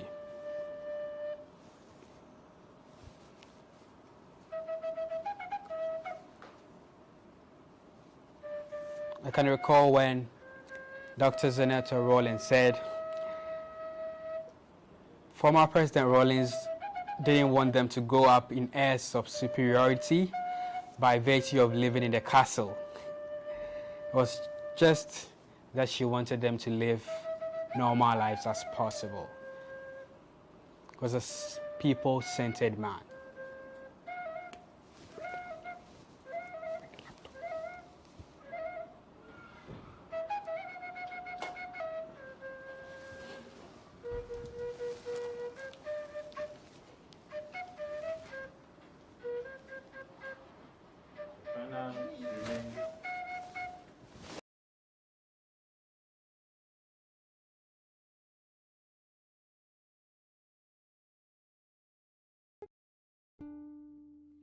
Bleu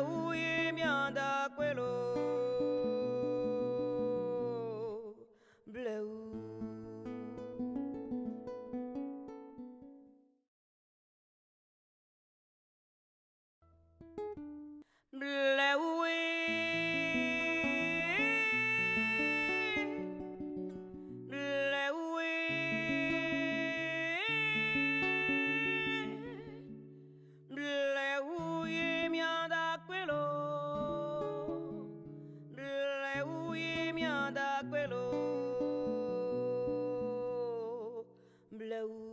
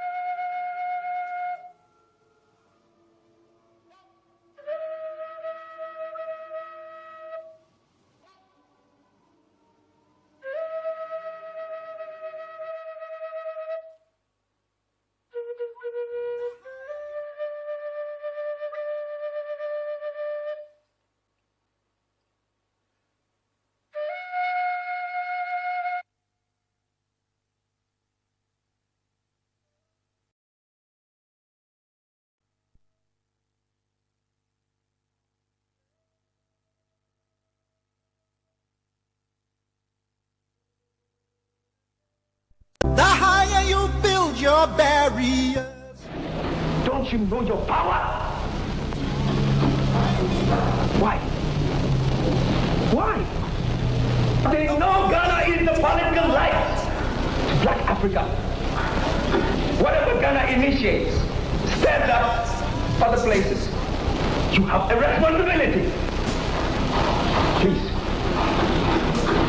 A lot of you no doubt know this, but how do you implement this? The victory, will come from you. They've orchestrated a whole lot of blunders. That is as the one very good and rewarding thing about that era. In their attempt to break it, the revolutionary thing fermenting in the country. Emasculation, to keep you and I down, to see things from only the limited perspectives that affect to us. You hide behind walls of Jericho. Our lies will come tumbling. Deny my place in time. You squander wealth.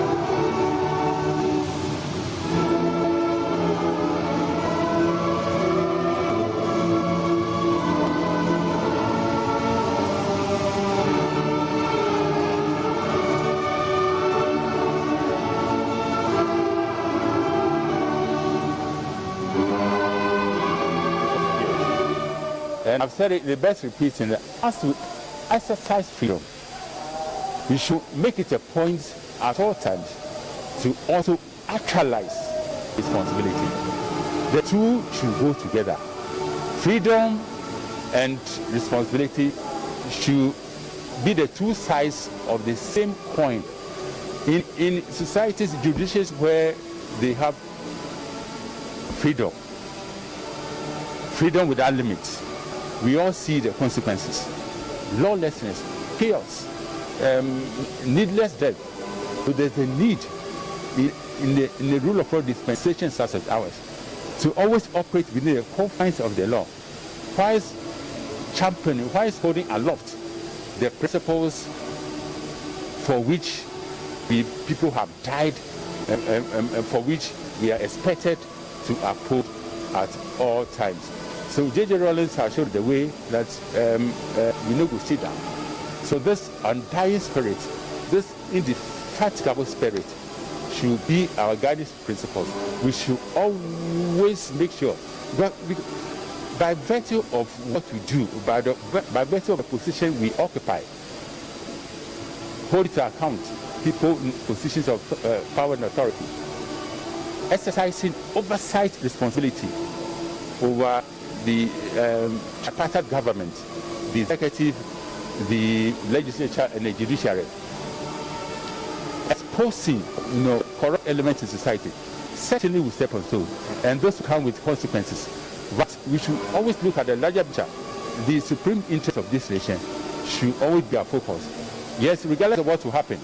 Yes, this is what we decided to do. It's a cross. Terrorism is a cross. We have decided to carry the cross. And cross symbolizes rejection, molestation, harassment, insults, and what have you. But once we are addicted, once we are committed, ours should ironclad commitment to the values which underpin our profession, the values of truth, the values of transparency, the values of balance, the values of openness, and all that. This value should always be our guiding principles and not any other. Thank you very much. Dr. Afomoni is the current president of the Ghana Journalists Association, former director of radio at the Ghana Broadcasting Corporation. We're still here at the foyer of the Accra International Conference Center. He has filed fast. I've also done same. And so the way is opened for both high-profile personalities and regular individuals like you and I. At this particular point, there are not so many people around, and so if you are home and you want to come and pay your last respect to His Excellency, the former President JJ Rawlings, this is a time to do so, because tomorrow is going to be for the President and his wife, the Vice President and his wife, former Presidents of the Republic and their spouses, speakers or former Speakers of Parliament, current Speakers of Parliament, the Chief Justice, former Chief Justices, and other high-profile personalities like the diplomatic corps. And so today really is open for you, the market woman, the shoemaker on the road. Don't forget that His Excellency, the late President, was a man of the people. And so you are very much welcome. This is our live coverage of the 4-day funeral, state funeral of the man JJ Rawlings. He was born in 1947, the 22nd day of 1947, June it was, to a Scottish father, Mr. James Ramsay Rawlings. He was a pharmacist, and to and elder woman from Keta in the Volta region, the late Victoria Agbutui was his mother. He lives in state peacefully at the Accra International Conference Center there. Unfortunately, we are not allowed to get in there. And so once you come, you go through security checks at the entrance. You are screened by the security guys around. You do your first COVID-19 protocol check. There's some fumigation at the very entrance, and then you come and wash your hands. You sanitize before you get into the main building. As we speak, we see some political leaders from the New Patriotic Party. That in your shot, chairman of the MPP, Mr. Freddie Blay. I can see him clearly. I can also see Samuel Uku, who is the national organizer of the MPP there. They are coming to pay their last respect.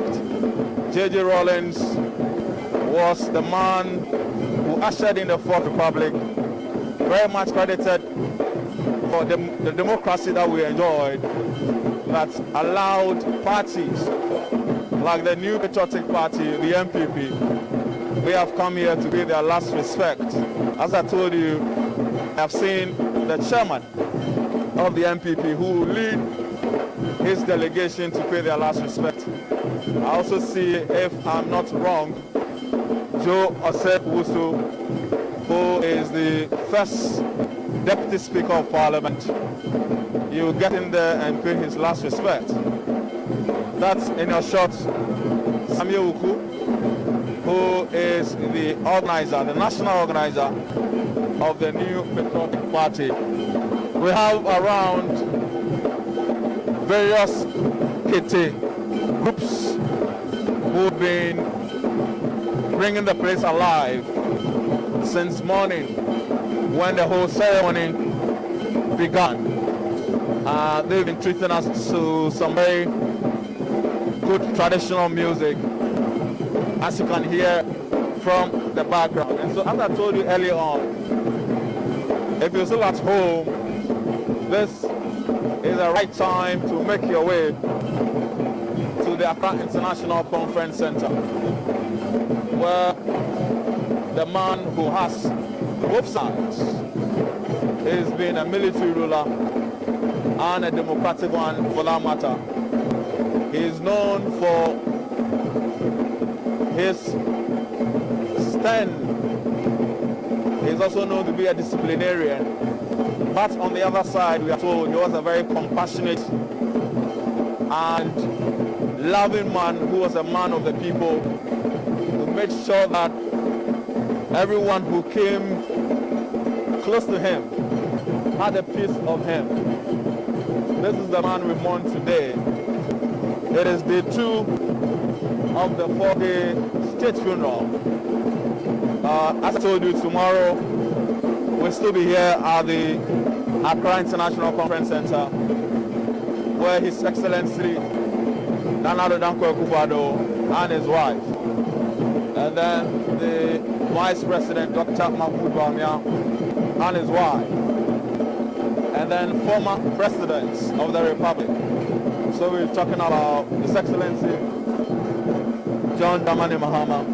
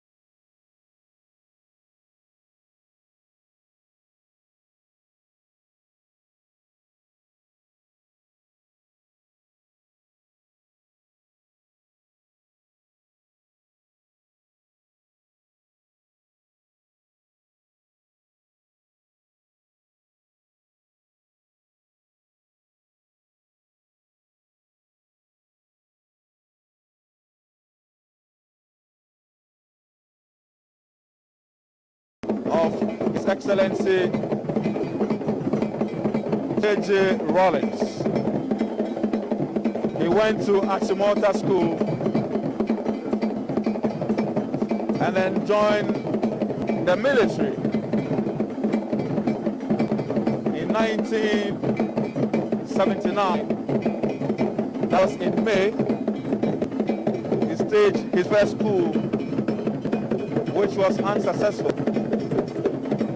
He was arrested and thrown into jail and was awaiting execution. He was freed by some young military officers who helped him make a comeback on June 4th, 1981.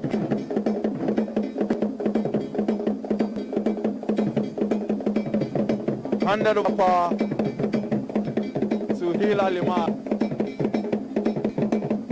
And today,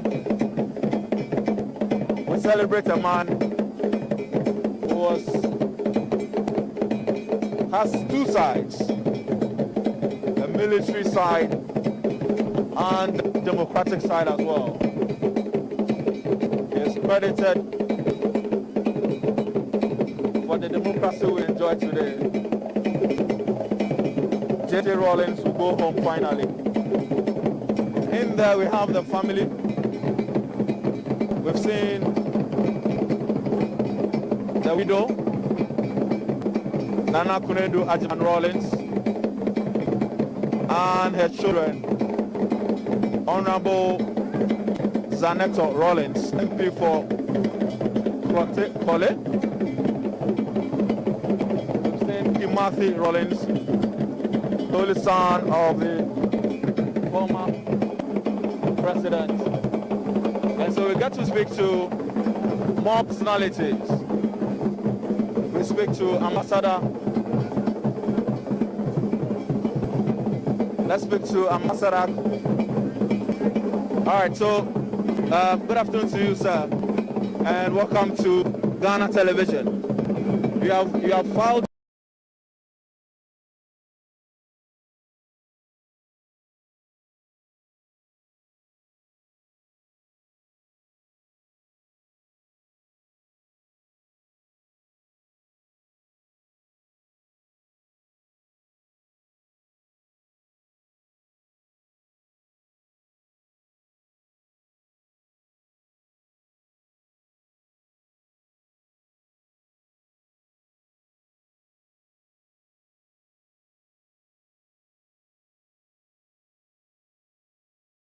You worked with the NDC. We went to school together, Jerry.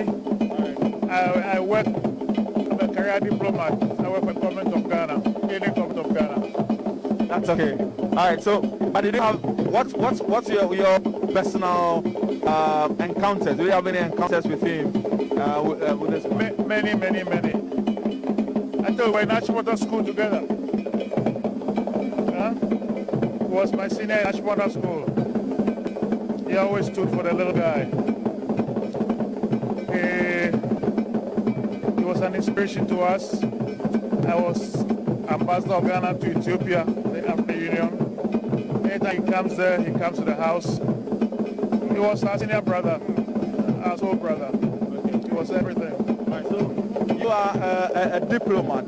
Can you tell us a little bit about Rawlings' foreign policy at the time? He had an independent foreign policy. No, the foreign policy of Ghana has always been Africa-centered. Rule of law, international law, African integration, African unity, African liberation. That was initially taught through by Kwame Nkrumah, and to various degrees, different presidents followed it. But one of those who followed it most closely was President Rawlings. Through him, through his internationalist policy, the Cuban government recognized it and offered 800 scholarships to young people to study in Ghana, in Cuba. Those young people, they are the heart specialists, the cardio specialists, the neuroscience operating in Ghana today. Jerry was a phenomenon. That's Ambassador Kwesi Korte, right? Yes. Ambassador Kwesi Korte was a former secretary to the cabinet of President John Mahama. He's come to file pass. Deputy chairperson of the African Union Commission Union at the moment. All right, thank you very much. That was Ambassador Kwesi Korte. He was a former secretary to the cabinet of Excellency John Mahama and a deputy chairperson of the African Union. We got to speak to some more personalities who have come to pay their last respect. Good afternoon to you. What's your name, sir? My name is Charles Lomi. Charles Lumi. Yeah. Lumi. All right. So, can you tell us a little bit about what you know about this man? I have known this man since I was a young boy.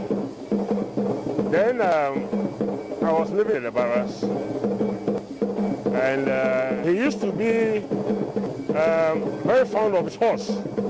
That horse we used to call the horse Lucifer. It was a very wild horse, but then he was not a head of state. He was an officer. We all grew fond of him because he loves everybody. And with the kids, we always gather around him. We like the way he rides his horse. We like the way that he alone is able to tame his horse. Because apart from him, nobody could use his horse. But he had a way of handling this horse. So much that it brought a lot of love from the kids to him. And then he had this popular watcher joint, Amelia Wache, that he used to buy his watcher and things. So I knew him all those years. And I also had the opportunity to work with him for a very short time. He's a good man. But the last memories I had of him was, I was at the mother's funeral. And I was working with him at that time, part of the security details. And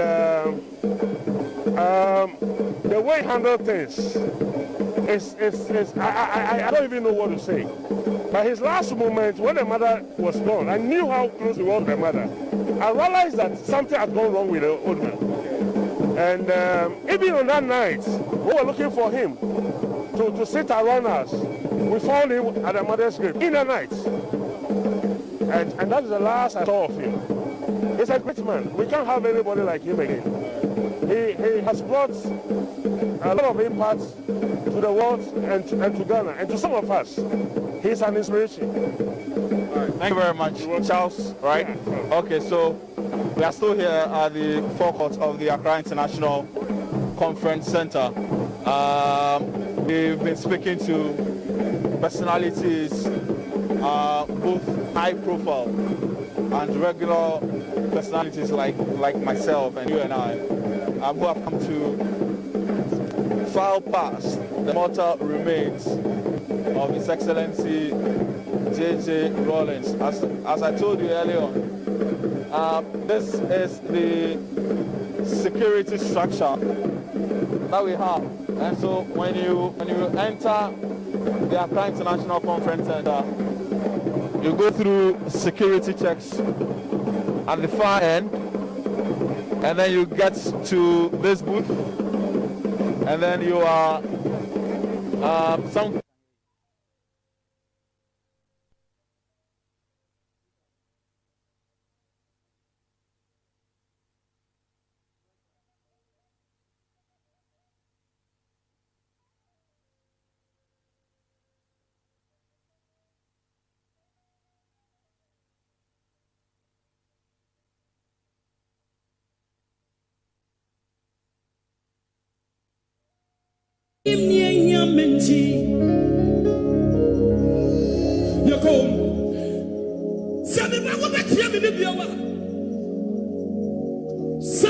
Revolution. We were with him. And we assisted a lot. And God bless his soul. He made so lot of things. We are here.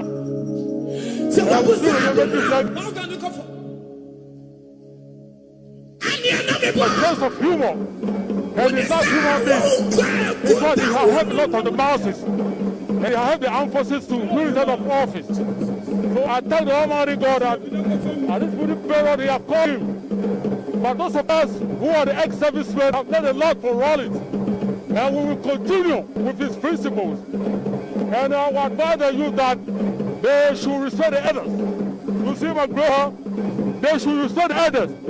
Politics of insult should never come in. Any party can go at any time, any party can go to opposition. We must love this nation, and we must contribute our quota to help other Ghana. This is what we have done. And our president may serve us in peace. How old are you, sir, if you don't mind? Pardon me? How old are you, sir, if you don't mind? I'm 71 years old. He's 2 years older than me. Okay. But happy the Lord, right regiment. He will work with him at the Golden Barracks.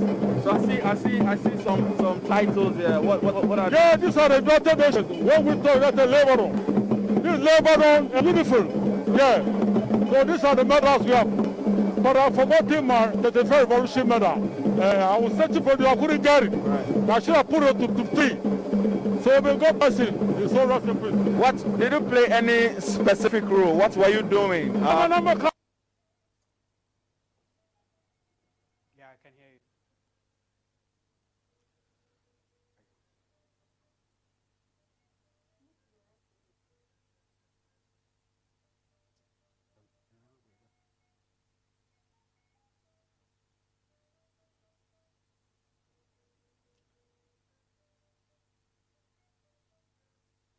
Yeah, but we are low profile. Right. We don't advertise ourselves. Thank you very much. Thank you very much, sir. Thank you, sir. Thank you, sir.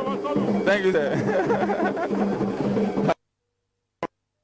And so that was Mr. Mensah. He's a very popular man, but on a low profile. We've been speaking to him and some other personalities who have come here to pay their last respect. We're still here at the Accra International Conference Center. We'll make sure that we bring you live pictures. Whatever it is that happens here, we'll make sure that you get to know and you get to see. This is GTV's and GBC News' live coverage of the 4-day state funeral of the former President, His Excellency JJ Rawlings. The whole place adorned with his pictures and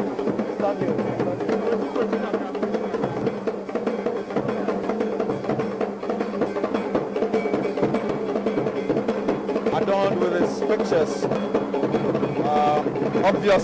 Obviously so. In the background is some music from various groups who have been providing us with very good traditional music from the Ashanti region. We are still here at the Accra International Conference Center, where the remains of the former president placed in state. Good afternoon to you, ma'am. Afternoon. Right, so you've done your filing past. What will you say of this man? Did you know him in your personal capacity? Very well. What did you know about him? Oh, JJ Rawlings. He's a very good man. He's my brother, my big brother. He's everything. Okay. So I can't say much. I nearly cried. As he begins the journey, what will you tell the family, the wife, the children, and Kolama Tabana? I'm sending my condolences to the family, and the wife, and the family, and Senator Rawlings is my sister, and it's my MP too. Okay. I love her. Right. I'm sending condolences to the family. All right. Thank you very much. With them. All right. Thank you very much. All right. So as I said, the place is very much open to everybody. Open to everybody. From all walks of life. It doesn't matter your profile in society. You're very much welcome to come and pay your last respect. We're going to speak to. Good afternoon to you, ma'am. Good afternoon. You've done filing past. Yes, sure. And then what went through your mind as you did? Oh, I didn't believe he was dead, but I've personally confirmed he's dead now. And then my fond memories of him is I just like his charisma, how grateful he is, and how courageous he is as a man. We've lost a gem, and he will forever be missed. Thank you. What's your name? My name is Georgina Nete. And were you connected to him in any way? As far as I'm concerned, I'm from the Volta region, and I'm going to be precise. So one way or the other, I'm connected to him, and we've lost a father, a mentor, and a granddad. May his soul rest in perfect. Thank you very much. That was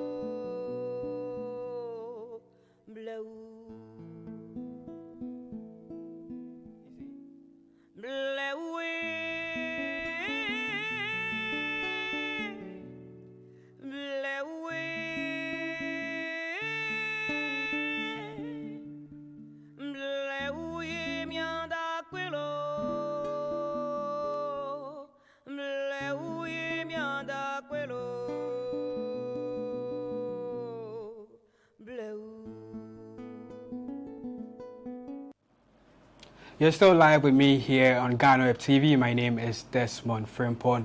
My colleague HJ joins me with the latest in the world, what's happening in the news. But before we get into the details of that, I remember when the news broke about the demise of the president, I could sense your reaction because of the sort of relationship that you have with the family. But how do you feel now? Well, I feel like most Ghanaians, his death hasn't been easy on anyone. We've all had to come to terms with the fact that the man we knew and grew up admiring is no longer with us. And today is evidence of exactly all those facts. So so it's just to tell us that the memories that we have of him are the only things we can fall back on now. So we commiserate with especially his family, because this wouldn't be an easy time for them at all. So we're hoping that they're able to come through, get out of this and get back to their normal lives as much as possible. Yeah, indeed. The hearts of Ghanaians are very heavy. It's evident in the morning when I was coming to work. Things were quite slow for people and things like that. But we'll talk much more about that. Can you just take us away with the news updates? Right, thank you, Desmond. Now on to the news updates. The mortal remains of the former president has been laid in state at the Accra International Conference Center for filing past by the general public. This follows an earlier private ceremony held this morning to hand over the remains of the late president to the family. Heads of security agencies, leaders of political parties, staff of the office of the former president, and traditional leaders are also expected to file past the mortal remains of the late statesman. Meanwhile, measures have been put in place to ensure strict adherence to all COVID-19 protocols.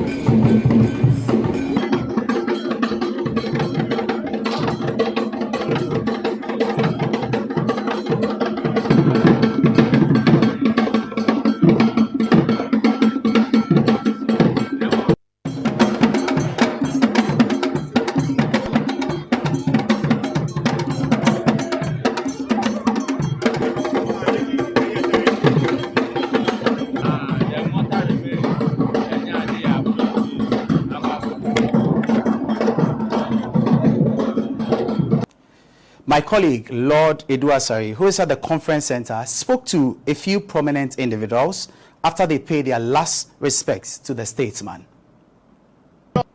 Anytime I see him, the spirit that in him built in me also. And anywhere I move in this country, I don't have any fear. I have the human resource in me. I have to make sure that people who are in need, that I can help, I did grab them. So it's a man of principle, and it's a man that I. We share our love for pork meat. You know, one of his birthdays, we did some pork grilling, and the way I was eating the pork, you know, it was supposed to be for him, and I was cutting huge slices. He's like, "Where? No more, of you." You know, I mean, that's Rawlings for you. Like, he's got some special sense of humor, and I don't know, but you know, he's one of those special few people that God created into the world, and there's no dull moment around him. Because Rawlings came into politics to serve the society. He used the state power, state resources, and state machinery to develop the country. Extension of water and electricity and other social amenities to the rural areas. Empowering the people, the consciousness, the awareness, probity, integrity, and accountability. These are values that have come to stay. So, when people are coming into politics, we must be sure of the motive that they are coming to serve and to use the state resources to help develop the nation and to help the ordinary people. Beyond the kind of distant inspiration that he offered to me personally from childhood, which led me to develop interest in politics, and for that matter, followed his principles and tenets and his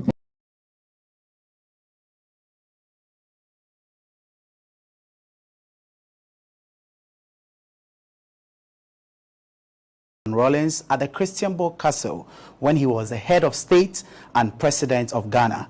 According to the first daughter of the late ex-president, this was a collective decision between their late father and mother due to the then political instability in Ghana, because they did not want the children to feel the threat on their father's life. That decision, Dr. Zaneto Rawlings further explained, limited their contact with their father.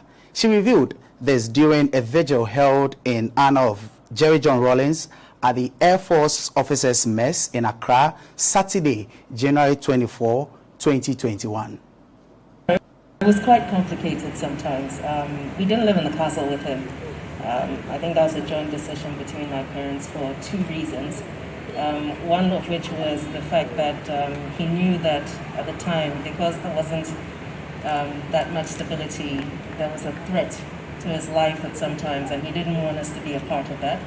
So he felt that if we lived in a separate location, it kind of decreased the risk. The second reason, which I think was definitely a joint parent where my mother probably weighed in a lot more, was to make sure that we didn't grow up with the airs and a feeling of superiority that, you know, because by virtue of living within that, in the castle, for example, so it was just to have as normal a life as possible. Which meant we didn't see him as often, but when we did, there was always something. He wanted to impart so much knowledge, and you know, if it wasn't teaching my siblings and I how to drive before our feet could even touch the gas pedal, it was, you know, teaching us how to fly the monoplanes or ride our bicycles. He was purpose-driven, and every encounter with him needed to have some kind of meaning and an outcome of sorts. He helped us develop a real love for nature. He really loved animals and nature, and he was really in his element when he was out in nature.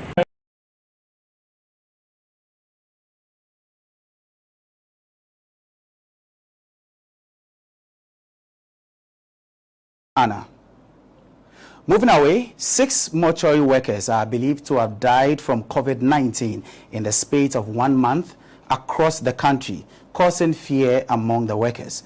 The death occurred between December 2020 and January 2021, according to the General Secretary for Mortuary Workers Association of Ghana.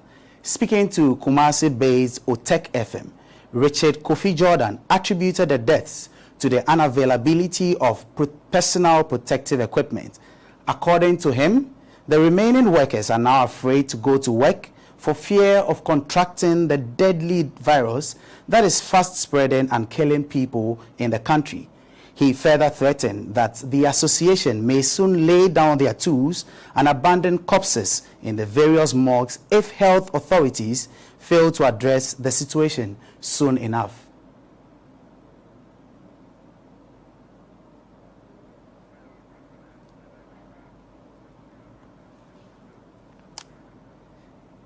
In the Volta region, some residents in Ho have defied warnings by the Volta Regional Command of the Ghana Police Service to embark on a demonstration.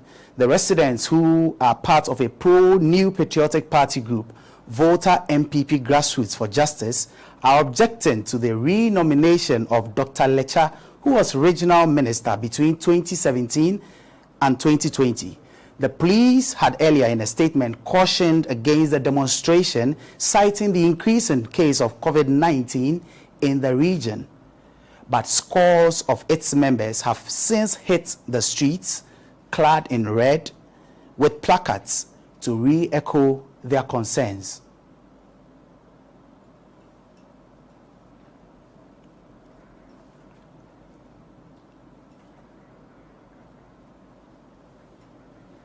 Which one?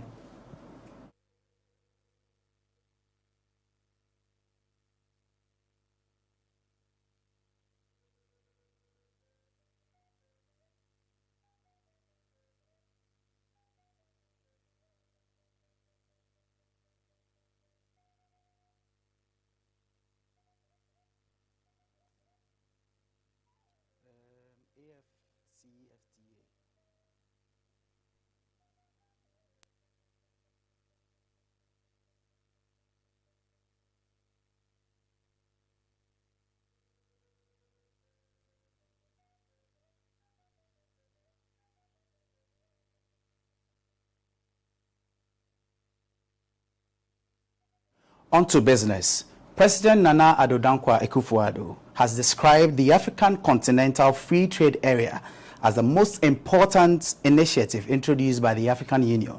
In January 2021, the trading phase under the AfCFTA, which was signed by 54 African countries, commenced. The agreement, among other things, is aimed at creating a single market, deepening the economic integration of the continent, and establishing a liberalized market through multiple rounds of negotiations. Speaking during the virtual summit of the 58th ordinary session of the ECOWAS Authority of Heads of State and Government on Saturday, 23rd January 2021, Mr. Akufo-Addo expressed confidence in the success of the program. He further called on ECOWAS member countries to engage on the growing menace to the maritime security of our region.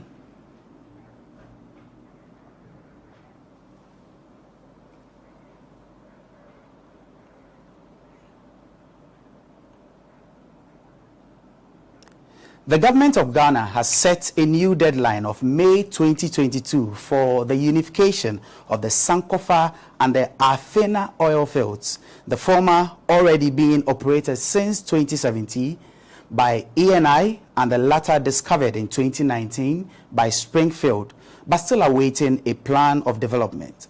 However, government's insistence on the unification and the terms it is proposing, despite the protestations of the Sankofa field, appears to be drawing the foreign upstream oil and gas industry, which sees it as an attempt to shortchange one of theirs to the unfair benefit of an indigenous operator.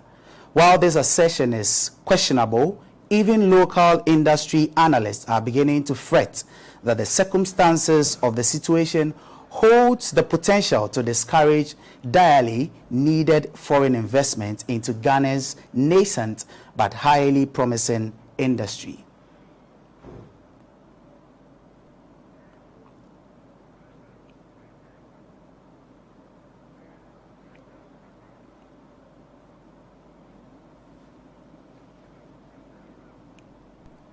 In sports, Asante Kotoko and Ghana legend Abukari Gariba has been reported dead after battling an undisclosed illness for some time.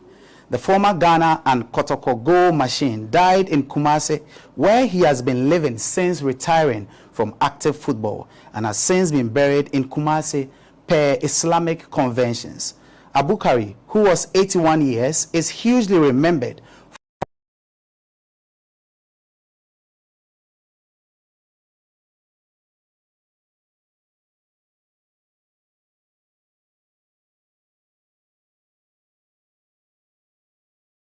in a viral